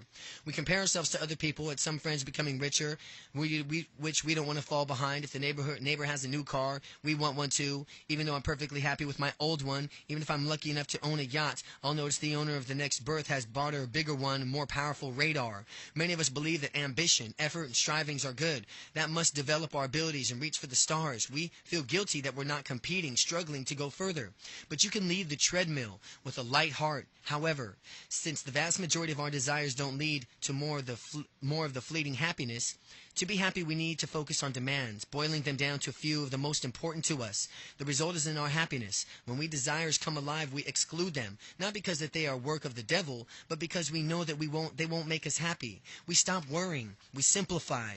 Comparing our goods to the neighbors. As an old humanity, Adam and Eve surely compared their fig leaves, and Moses' 10th commandment forbade hankering after a neighbor's housewife, houseboy, ox pair, ox, or ass. But the consumer society raises the temptation of an art form. The advertising marketing industry has rendered us addicting to joyless comparison of acquisition of goods. Our economy revolves around the pointless, never-ending race for more, in which we compare ourselves with our neighbor, and better to compare relative wealths or happinesses with relatives. Moses should come said, "Come on, friends, covet anything you like, but realize that it's been scientifically proven that possessions don't lead to happiness." Now, would you rather have lots of houses, slaves, and cattle, or just be happy? Do you have too many possessions or too many? Do you have too few possessions or too many? Would your long-term happiness be great if you added complexity or if it was simplified? Do you use all the possessions for which you answer and look in the closets? Have you simplified your wardrobe in the point from which it contains only the clothes you wear frequently? Or is it stuffed with 80% of the clothes you wear less than 20% of the time? Stretching and cultivating ourselves is good. We become happier, more individuals the more we use the other people, but striving to the point from which we're stressed out, time, poor, snappy, and unhappy is stupid. But we do more good when we are relaxed and focused. We add most to the happiness of those in love from which are happy ourselves. We are happiest when we simplify our lives down to the essentials that work best for us. And a happiness point in figure 3, the happiness point of possessions is on the left, happiness going from down up, from low to high, happiness, and then at the bottom, possessions from less to more. You have to find your point, your happiness point, from which you have a simple, spacious beauty, enough useful to the self and others, able to choose work and able to offer hospitality of your happiness point, ideal with your possessions, your ornate, cultured, fussy, too much, or display, only wearisome, look after, and showing off. You have to find your happy point and your happiness point with your happiness and your possessions. The happiness point for effort and striving is you have to stretch to strive for your ideal point. Fighting greed, anxiety, possessions, complexity, duty, no time for self and friends, crushing responsibilities just for these material things. When you should focus on focusing your purpose, develop yourself, simplicity, fulfillment, time for self and others, and you have enough money. Get to your happiness point in your high happiness and your effort and strivings. The happiness point is the degree from which effort and strivings that make us happiest in the long term. From where in the curve you should be happier and more developed from more striving or with less. To jump off the treadmill requires a clean break, decisive action to reject the worries and complexities of modern life. Crafting instead of our own simple, good life, confident that we can create more with less. Anne finds the simple, good life. Anne's a close friend, and in her 20s she was successfully an account executive in an advertising. At 29 she made an abrupt shift. She quit her job, and she had never had another. For 10 years, she simplified her life by doing things she wanted to do, creating activities of one kind of another. She was having fun in advertising. She told me that she was making good money. One day I sat down and asked myself if I really wanted to do that with my life, and my answer was clear. I wanted to paint, sculpt, write music, and play the piano, learn how to play other instruments, pursue my own projects. I didn't want to climb a corporate ladder or get stuck in traffic and do all the office work as a boss, run the rat race. Better to work at home and control my life, be free to walk in the sunshine, see a friend, above all, develop my creative side, see where that took me. I moved out of my big house, bought a one-room pretty studio, great mezzanines, floor beneath the skylight. Parents went nuts, especially Dad. They made sacrifices so I can get to a university. Were proud of my progress, my lifestyle. They didn't understand how I followed my path. I didn't want to die rich with the music still inside me. Kept asking me where the money was going to come from. A good question. When I earned good money, I spent a lot. I had some things from which I was in my deposit studio, but soon I found that I didn't need to spend much. No expenses going to work. I didn't need to flash a sporty car, expensive clothes, impress clients. I didn't need to eat fancy restaurants. For the first year, it was quite regular work. I made my first and third income before, and I paid very little in tax. I found that I could live by selling traits and sculptures, individuals and families. The paint was there. The point was there. If I only did the things I wanted to do, I was much happier. I tried various ways of making money, but one condition that I had enjoyed to express myself at the same time. The weird thing is that in the past 5 years, I've begun to make good money again too, while self-employed and still doing precisely what I chose. How to leave the more with more treadmill. Resolving to seek more with less is difficult because you have to shake off the erroneous assumptions of modern life. However, having made the commitment to less is more, the process we'll find is not that hard. Why? It's a process of subtraction. We don't need to do more. We need to do less. We have to reach into the unknown. We can simplify back down to the best of the most fulfilling parts of our life we've already have. We don't have to try to get more. We're giving up grasping. We let go, relax. Our natural happiness is inside is released. We don't strive for more effective habits. We drop habits that don't work for us. We stop spending time on anything that doesn't bring us happiness and fulfillment. That isn't necessarily for our living or our happiness of the people which we care about. We don't have to say yes when people ask us to do things. We could just ask ourselves, is this something I really want to do with this part of my life that I want? If the task doesn't connect with some way with your purpose from which we say, just say no. We do less. We enjoy more. We take items off our list. Less work, less shopping. Less clear the closet clutter. Give away from which we don't need. Recycle them. Give up feeling angry or depressed. Close off an old grudge. Forgive our enemies or harder our friends. Stop comparing ourselves to others. Be content with being happy, and happy is what we have. Happy from what we have. Stop striving after things that make restless and make you restless and unhappy. Edit our lives. Cut the unsatisfying meetings, travel, relationships, and something not going anywhere. Stop it. Modern life may advocate expenses, difficult training to cope with difficulties. A shrink guru, motivational expert, suppose trains us to deal better with stress or our bad behaviors. This is learning all above snakes to deal with them in the better. This is like learning all of the above snakes to deal with them better. Why bother? Rather give up or avoid snake pits, areas of your life in which we cope badly. Less is more. Dump the stressful and unrewarding parts of your life. There's always a way, if we were determined. I have a home in Spain. I go there every few months to escape business commitments, to focus on thinking and writing. I limit my information inflow. No radio, no TV. Few phone calls, secret number, one phone, no backup, no mobile. Happily, the phone system often fails. See only a few friends I really want to see. Read the newspaper only on Sunday. Results? I write 3 or 4 times faster and I think much better. And when I'm elsewhere, I live my simple life in Spain. Enjoy an hour of writing, daily cycle through the mountains, tennis dinner, friends, simple life, sweet rituals each day, very cheap. Think about the simple economics that make you happy. Read the ideas and simplify your life. And look at Jane's pleasure chart opposite. And how fewer expenses, pleasures, and more simple ones. Draw your own pleasure chart and blank one provided on 138. The simple life means less and more. A chart. The simple life means less work you don't like to do and you aren't good at, things done on duty, routine, less activities from which low turn on your energy, less time waiting for worrying, less time seeing people you don't like, places you don't like, phone calls, travel, commuting, less driving, exercise you don't like, crises, less taking the rough with the smooth, information overload, spending, less habits you don't enjoy, less big things that make little differences, and have more of. More work that you like and you're good at, fun and recreation, more surprises, more activities with a high return on your energy, more events you enjoy, more seeing good friends, more places you like, more time to think, peace and quiet, more walking and cycling, exercises you like, thinking to avoid crises, more taking smooth with the smooth, more information on your special interest, giving away, more recycling, more daily rituals you love, little things that make a big difference, ideas to simplify your life. From low to high, your happiness generated. From the bottom up, simple pleasures to your high happiness generated. From left to right at the bottom, your money spent. From your simple pleasures low to your expensive pleasures high. You want to work on your happinesses and then your money spent. From visiting your daughter to New Zealand, a love relationship, sports car, playing with kids, voluntary work, reading a book, paid work to enjoy, sex, receiving flowers, giving treats to children, playing cards, deck chair in a garden, walking the sun, reading newspapers, enjoying a joke, morning coffee, jogging, keeping a dog, sailing, sports cars, round the world trips, dream house. Find out what you like as far as your simple and simplify your life. Figure 15 is Jane's pleasure chart.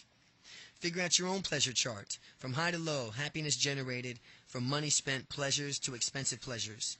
The 80-20 way is to simplify the good life. Step 1, focus on your 80-20 destination. What is the ideal, simple life, good life for you? What would your life be simpler? How would your life be simpler? How would your ideal life be different? Step 2, find the 80-20 route. The challenge is to find something that is both better and simpler. Offer more with less. To simplify, eliminate the things of your life that cause you worry, unnecessary aggravation, and give very little benefit relative to the energy or time you expand on them. Eliminate the worry, often too much choice of too many ambitions. It's just impossible to be over-focused on, under-focused on your goals and a destination. Avoid the snake pits. What are your personal snake pits? What could you do to avoid them or avoid spending so much time on them? The 55 way, the 50-5 way, is getting rid of the things that don't matter. Having rid yourselves of negative things, let's dump as many things in our life that absorb our energy but give almost nothing back. The 80-20 way has a close companion, the 50-5 way. 50% of what you do usually leads to the trivial amount of 5% of happiness and results. Activities in our lives on a circle chart, cut equally in half 50-50. The top 50% of our activities lead to 95% of what's good for us. The bottom percent of our activities lead to the 5% of what's good for us. Figure the 50-5 way. Which task clutters your life, yielding little happiness or results? How can you chop them? Which simple, expensive luxuries could you substitute for expensive luxuries? More of these simple luxuries, fewer of these expensive luxuries. How are you going to do this? Could you imagine a life where most of your days were full of your own favorite simple luxuries? How could you move towards this ideal life? Step 3. Take an 80-20 action.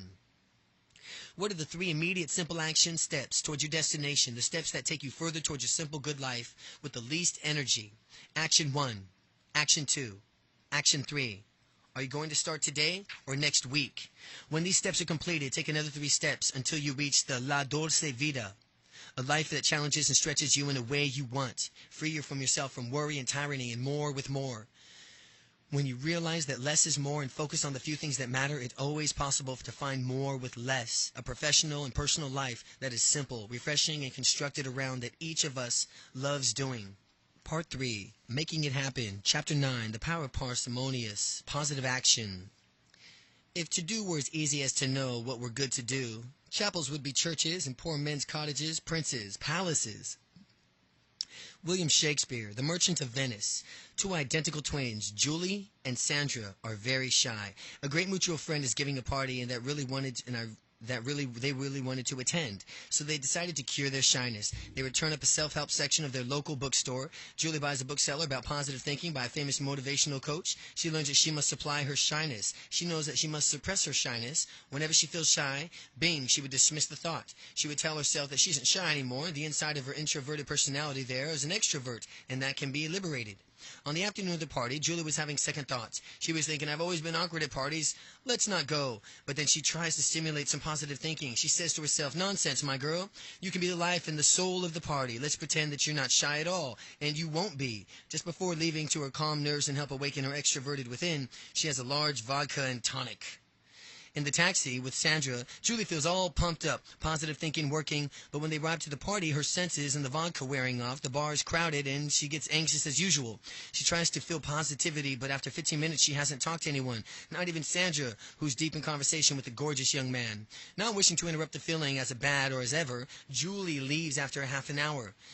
Only answer is to no more parties. Perhaps she can meet a man at work. At breakfast, Julie asks Sandra, how was it going? Great, says Sandra, noticing Julie's depressed face too late. How, Julie asked, did you manage to suppress your shyness? The thing is, I didn't. When you were all bubbly in the taxi, I was anxious as ever of dreading the party, but the book I bought told me not to worry about feeling timid, just to take some positive action. So I said to myself, however bad I feel, Sandra, you're going to go up to the first man you like and introduce yourself and say something, anything. You're going to do this within 10 minutes of arriving. And the first man isn't friendly, that's okay. Try it to 2 other men, and if it doesn't work, so you don't have to worry about talking to anyone else. Or at least you've tried. So I saw that this cute guy with the blue shirt asked him to a dance. I was watching carefully, and I think he half smiled at me.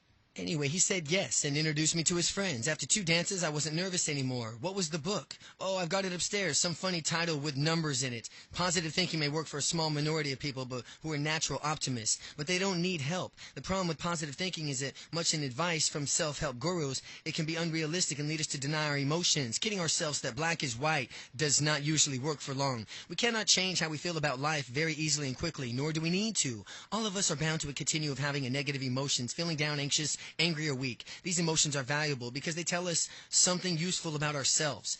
Emotions should be accepted, not crushed. We should use our deliberate think capacity, talk to our emotions, and reason with them. Treat emotions like people from whom we agree. Instead of interrupting them and have a cup of tea with them, have a cup of tea with them. Let them have their say. Admit your feelings and yet resolve and act positively. Julie attempted to quash her shyness, but it simply popped up again in the party and caused her spirits to sag. Sandra did not beat down her shyness. She And so she saw, not depressed, she felt shy, and she didn't feel shy anymore. She accepted that she was shy, and she might as well come back with the party feeling bad. But she decided to take a few actions and had the result that she wanted. When she took an action, she was shy and admitted to herself, yet she focused herself to act, and before her long action had changed everything, including her feelings. In the Nazi death camps, the writer, the therapist, Viktor Frankl, knew that his chances of survival were slim. He calculated the odds 28 to 1 against, that there was no power to positive thinking, as Auschwitz, being unrealistic, led straight to the gas oven. Yet Frank acted positively. When I was taken to Auschwitz, he wrote, a manuscript of mine ready to be publication was confiscated. When at camp in Bavaria I felt ill with typhus fever, I jotted down a little scraps of my paper, many notes intended to enable me to rewrite the manuscript should I live the day of liberation. I'm sure to the reconstruction of my last manuscript in the dark barracks of a Bavarian concentration camp assisted me in overcoming the danger of a cardiovascular collapse. Frank also composed speeches in his head and imagined himself giving them to an audience after the war, so that the death camps could never reoccur. Though he thought it extremely unlikely that he would survive, he stopped worrying and took all the positive action he could. He reconstructed a book, Man's Search for Meaning, sold over 9 million copies. The Library of Congress voted in one of the 10 most influential books of the 20th century. He reconstructed this book, Man's Search for Meaning, sold over 9 million copies. The Library of Congress voted in as one of the most 10 influential books of the 20th century.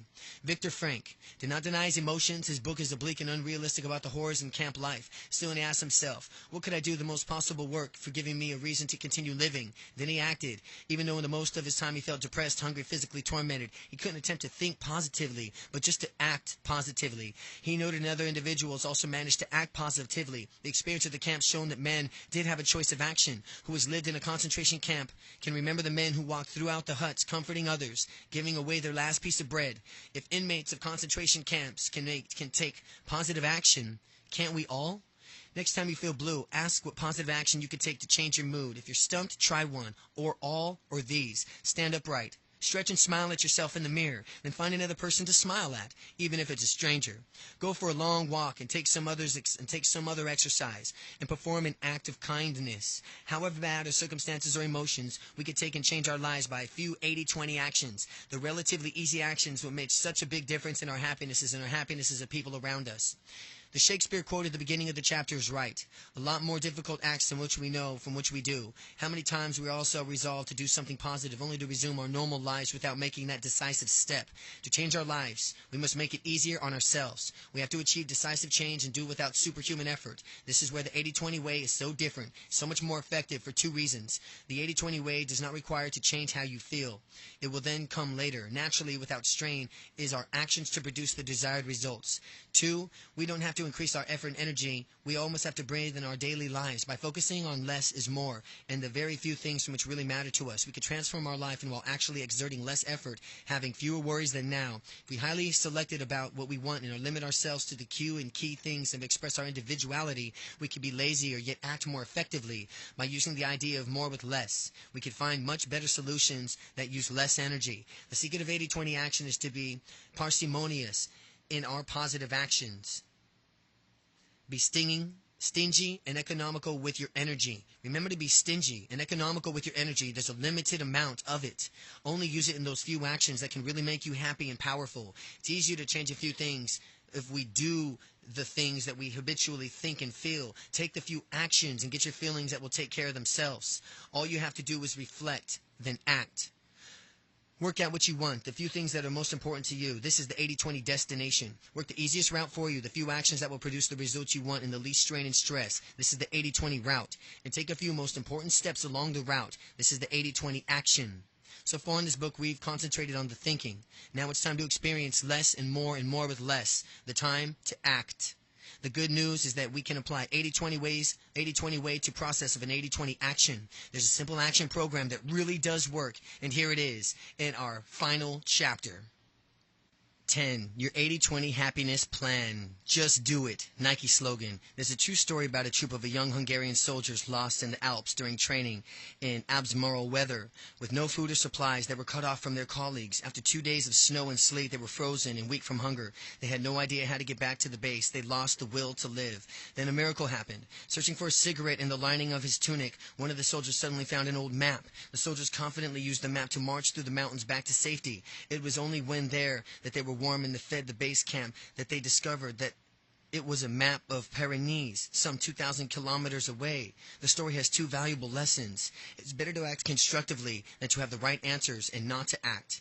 Each of us has to find our own answer and adapt something and something else, someone else's answer to our own circumstances. The soldiers got home safely because they made sense of the map and themselves and related it to their immediate surroundings.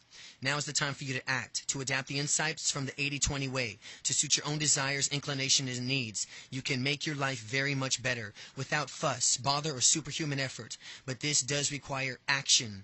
Bullet 1. Set aside a regular time and day to spend an hour a week on the 80-20 happiness plan. For example, 4 p.m. Sunday, anytime slot will do, but stick to it. To go over an 80-20 happiness plan. Ideally, get a friend to be your mutual mentor, another reader in the Living 80-20 way who wants to change their life. Compare notes on your progress, perhaps meeting for a weekly 80-20 happiness plan hour. Complete your 80-20 happiness plan. This is easy. A summary of what you already decided and written down in part 2. Figure 18 gives an example in the figure of 19. It's blank for you to complete. Hints for completing your 80-20 happiness plan. Number 1, refer back to the notes you made in chapters 4 through 8. Make your 80-20 destination very specific, and once you have arrived at that destination, choose another specific one. Select the 80-20 routes that you will enjoy and it will take you to your destination. Choose a route that offers more or less. That is both rewarding and easier from what you would normally do. You must believe that you are capable of traveling through the route successfully. If not, pick an easier route. And always write down 1, 2, or 3 80-20 happiness actions. List them in the order from which you will take them. Pick one of them in the 5 areas: yourself, work, success, money, relationships, the simple good life to start with. The area picks in one uppermost of the minds of the moment, where you most want things to improve, in the area from which it's easier for you to act successfully. And sequence means in order for you, you must tackle the 5 areas. You can review the sequences later after success in the first area. Date to start an action should be particularly a week, a month, or a year. Write in an actual date. An example, January 2005, to start action. Finish one 80-20 action before you move on to another. If any 80-20 route or action is not working, choose another, but give it a chance before you switch. Use your weekly 80-20 happiness plan hour to track progress using your 80-20 happiness plan progress chart. Carolyn's chart, figure 20, gives you the idea in figures 21-32. Our progress charts to last you 12 months. Carolina has decided to attack the money area first. The left side of the figure 20 comes straight from the money section of figure 18. The right side lists from the weeks. Caroline enters the first 80-20 action. She completes the first week, then she inserts the second 80-20 action. Noting her headway each week, by the 4th week, she's found a Christmas vacation job. Taking care of the money area, she advances the following week and work into her success area. Hints for completing your 80-20 happiness plan progress chart. Bullet number 1. Under area, put the one that you've chosen to tackle first on the left-hand side. Repeat what you've written under the area on figure 9. On the right hand, enter the dates from which the week ends this month, and then write the 80-20 action. Note the progress on the right and the end of each week. First, when the first 80-20 action is completed, enter the second 80-20 action, and so on. If all the 80-20 actions are achieved within the month, celebrate. Take the rest off. Take the rest of the month off. Next month, move on to the second area. On the way from work each day, remind yourself of your 80-20 action. Write in your diary or a postcard-sized index, cards placed in your purse or wallet. Even better, make an 80-20 action so simple that it's clear for you to remember all the time. Visualize yourself taking the 80-20 action to help make it a reality. Don't set deadlines for your 80-20 actions. Deadlines turn out way too easy or more often too hard. As long as you're making a headway or continue your 80-20 actions until it's done. Some 80-20 actions will take all day. Others will take several months or years. If you don't feel that you're moving along nicely, choose another action and route and start again. Be your own judge of progress. You're the beneficiary. On a chart, reading down, chapter, area, 80-20 destination, 80-20 routes, 80-20 action, sequence, and action start date. From the top of the chart, reading left to right, you have chapter 5, 6, 7, 8, 9. In the areas, you have yourself, your work, your success, your money, your relationships, your simple life, and your 80-20 destination. For yourself, you want to become an expert on care for stray dogs. 80-20 routes, you're going to find 3 mentors who are experts already. 80-20 action. Number 1, identify best mentors. 2, work out how you can help them. And 3, approach them. Sequence is 5. There's 5 sequences. Action start date, later. Area of work and success. Find a job you really enjoy. 80-20 destination is find a job you really enjoy. 80-20 routes is Train as a vet. 80-20 action is pass biology exams, visit vet colleges, and get accepted at chosen college. Money. 80-20 destination is avoid a deposit on my own home by 2007. 80-20 routes. Save and invest 10%. Income automatically take evenings and weekend jobs. Money. 80-20 action is open a savings account and have 10% of my income deducted automatically. Find a job for vacation. Relationships. 80-20 destination. Find lover who is secure, optimistic, loving, and likes dogs. Relationships. 80-20 route. Meet women at animal rescue shelters and vet schools. Relationships. 80-20 action. Volunteer at a shelter and get to know Mrs. and Heather much better. Simple good life. 80-20 destination. Ideal life is spending all the time with animals and animal lovers. 80-20 routes. Persuade parents to let me finish school and go to a vet college. 80-20 action. Get to a top grade in biology and get Uncle Tom to persuade my parents. And take action. Break down in a chart your 80-20 destinations, your 80-20 routes, and your 80-20 actions. Fill out your own chart for your happiness plan. Fill out your own chart for your progress plan.